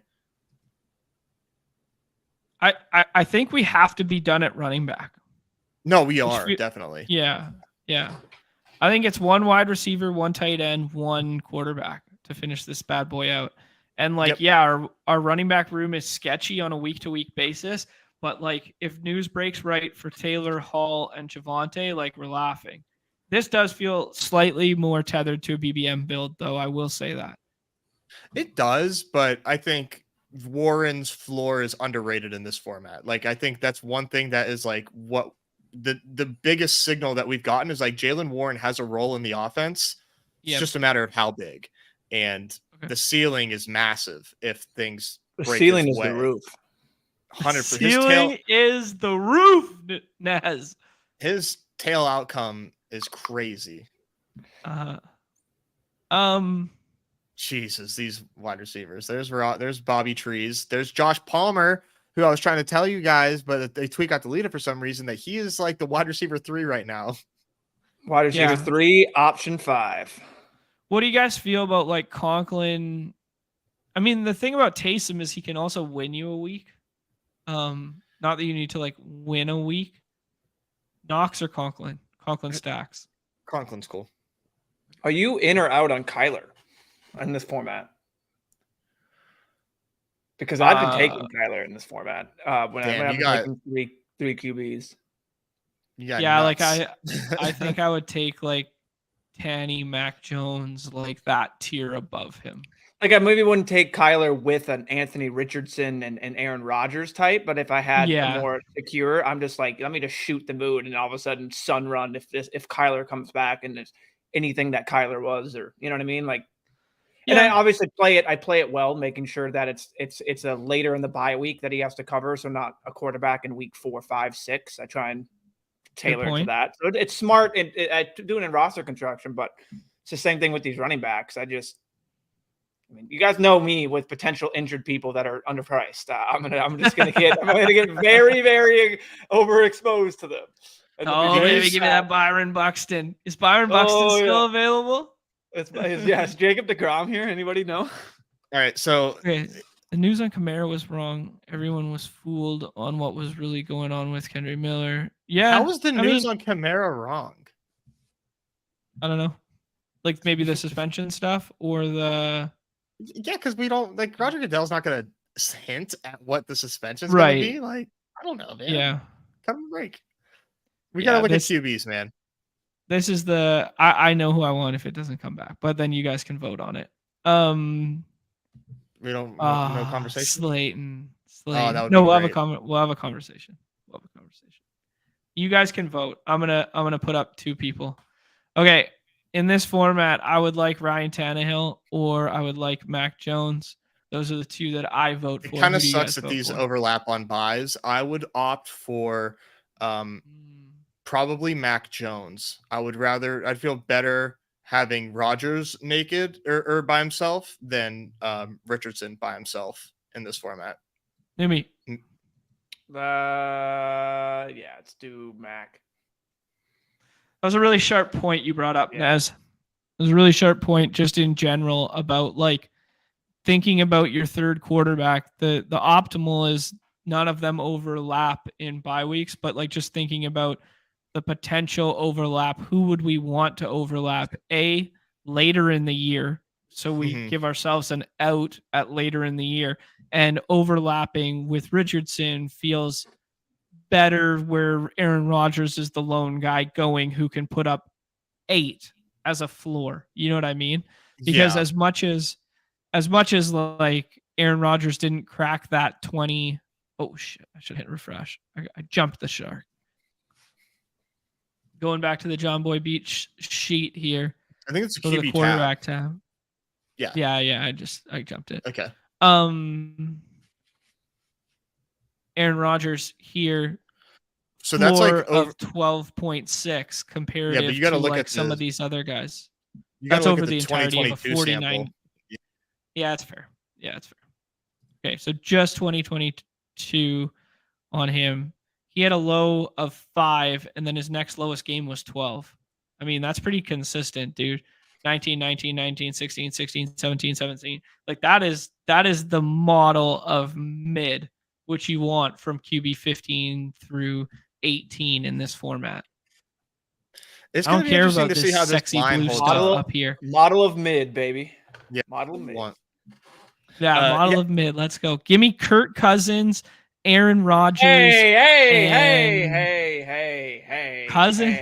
Cousins, Rodgers, and Tanny as my QB room, all with different buys on really repeat. mean. Let's do it. Just unnecessary jabs over here. Yeah, that's an unnecessary jab. Golly, man, he is. Your friend? You know, you don't put Cousins in the mid he's category. My quarterback. He's my quarterback. He's good. He's not mid. There's a difference between mid and good. He's not great. He's good though. He's not mid though. You know what I mean? Like, there's levels to this shit, guys. Come on.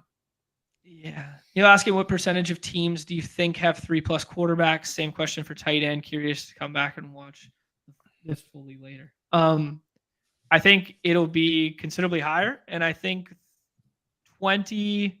Let's think. I think 29. Like 20. I think if it in BBM, I think 26 quarterbacks get drafted every draft. In the Eliminator format, I think 29.5 quarterbacks get drafted every draft. How's that sound? Yeah, that feels fair. Tight end, I think almost everybody should have 3 tight ends. I mean, we did this when we did the $50 one the other day, Nez. Are we drafting BBM wrong? Should we be Dan Zacking it up? 4 tight ends, yes. 5 tight ends, no. Not in 18 rounds. But 4 tight ends, absolutely. I do that a lot. And I do that a lot in my high stakes teams because I put condoms on those teams because the ROI you get on those teams looks a lot better in the middle of the season. And it's helpful. Getting 4 tight ends, it helps you advance.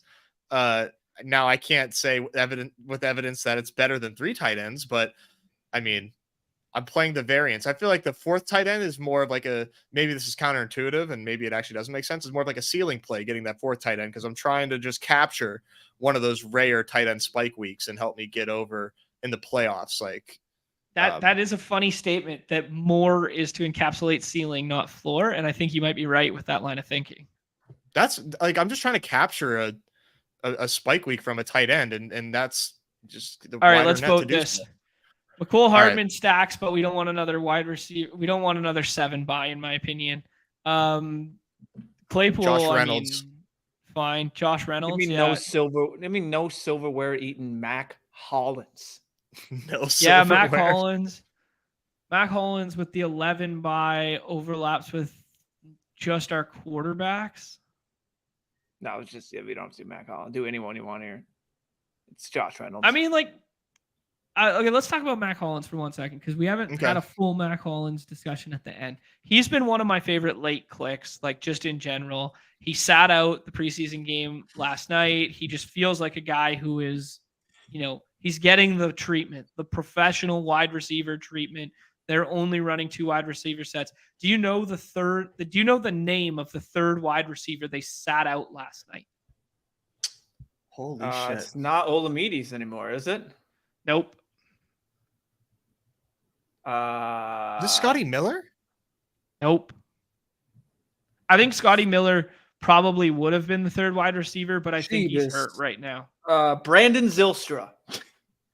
No. It was Kadarrell Hodge. Kadarrell Hodge. That's right. Yeah. Kadarrell Hodge, Hive Nation. Stand up, baby. Let's go. They sat out last night. These were the starters that they sat for their team last night. Ritter, Algier, CPAT, who's still kind of hurt, I think. Bijan, but he probably would have sat anyways. 3 tight ends they sat. Pitts, Jonnu Smith, McCole Pruitt. Drake London, Mac Hollins, Kadarrell Hodge. That is a sexy wide receiver room. Like, you know how effing thin that is? Like, and people don't think Kyle Pitts is going to get 20% of the targets, dude. Like, come on, be for real. Because they're all going to Michael Pruitt. Yeah. I don't know, man. Like, I was reading some of Hayden's stuff yesterday, and I don't actually, if I imagine it was Hayden's because it was on Underdog Network. And I don't think Josh writes a ton of the stuff. I think he mainly does the video stuff. But one of them was writing this piece that said they're referring to it as the trio of London, Bijan, and Pitts. It's just the trio now. So from now on, Atlanta's just the trio in our mind. But like, it's crazy, man. And like Jonnu's still in football. It's like LOL, whatever. Going back with Arthur Smith, man. Arthur Smith went and got his 2 guys that he remembered from Tennessee that he played in those weird ass 3 tight end, established the shit out of it sets, and was like, hey, we're putting these guys on this team, and there's going to be 2 tight ends on the field all the damn time. It's very strange, man. It's weird. Like, Mac Hollins, I don't even know how much Mac Hollins is going to be on the field. Like, how many percentage snaps is he going to play as the wide receiver 2 there? What was their run rate last year? Does anyone know? Absurd. What's it was like even 58. I think it was the highest in the league. It was like 58 or something. Yeah, that's going to be like 60, isn't it? With adding Bijan in the first round, that wide receiver core, Desmond Ritter, people think he's good. I'll be on a thing that I don't think he's great. Like, yeah. Yes. This is a great name that I didn't think I'd hear today. Rashard Matthews. Love it so much. Falcons are going to be good, so I don't care. They're what? They're going to be good at football. Okay, end the stream, dude. Just end it. Like, come on. I can't anymore with that. Sorry. I hate to break it to you. Just what is good? What is good? Like, what do you mean good? I mean, like, one of the best rushing offenses, a good defense, playmakers in the passing game, even when they are seldom used. Like, they're kind of fire. I mean, they're the epitome of like hard nose, run it down your throat, 3 yards, cloud of dust. Let's grind this clock out. They're not fun for fantasy, but they could potentially be like a team in a bad division that somehow scrapes their way to like 10 or 11 wins and wins the division. 10, 11 wins. Well, look at that division, man. Yeah, that division's the AL Central. It's going to be the worst record ever coming out of that. Like, and they're just going to twins this shit. Like, but that's what I mean. That doesn't make them good.